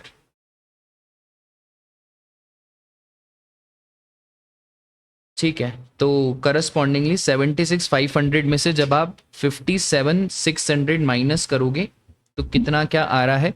76,500 माइनस 57, 18,900। तो इधर आ गया हमारा 18,900, और इधर आया 76,500 माइनस 18,000 माइनस 57,600, इधर आ गया हमारा 900 रुपये। तो 18,900, यहाँ पे आंसर भी चेंज हो जाएगा, इधर होगा 18,900, इधर 900 रुपये, और फिर 18,000 रुपये, है ना? तो 18,900, 900 और 18,000। देखा अब कितनी छोटी सी मिस्टेक हो गई, सिर्फ कैलकुलेशन प्लस माइनस में मिस्टेक हो गई। 4,500 का 45,000 लिख दिया, तो उसकी वजह से पूरा आंसर गलत हो जाता है। ठीक है, तो बहुत आराम आराम से करना है, घाई घाई नहीं करनी है, वरना एक मिस्टेक की वजह से, और आखिरी में आपको चेक जरूर करना है, क्योंकि आखिरी में 25 मिनट के भले आपके 5 मिनट एक्स्ट्रा लग जाए, दूसरे क्वेश्चन में टाइम बचा लेंगे, एक बार कैलकुलेशन जरूर चेक करना है। ठीक है, आया आपको समझ में? तो देखो भाई ध्यान से, अब रीजन देखो सर क्या है। रीजन बहुत सिंपल है, output tax payable under forward charge 8,72,000। फिर इन्होंने पूरा बताया कि डिलीवरी है, कंपोजिट सप्लाई है, फिर बिल टू शिप टू का क्या रहेगा, फिर लोडिंग टेम्पू, रीजन बताया, रीजंस यहीं पे रीजन, कोई नीचे नोट वोट डालने की जरूरत नहीं है। Total output tax less ITC, फिर यहाँ पे ITC का कैलकुलेशन, शेयर्स वेयर्स के बारे में सब चीजें, टोटल ITC अवेलेबल, और फिर क्वेश्चन हमारा डन डनाडन खत्म हो गया। ठीक है, इतना ही है क्या सर? हाँ भाई इतना ही है, कुछ ज्यादा नहीं है, थोड़ी बहुत छोटी मोटी बातें जो आपको ध्यान रखनी। ठीक है, चलो एक क्विक 10 मिनट का ब्रेक लेते हैं, बहुत ज़्यादा पढ़ लिया अपन ने, उसके बाद फिर वापस से अपन शुरू करेंगे। ठीक है।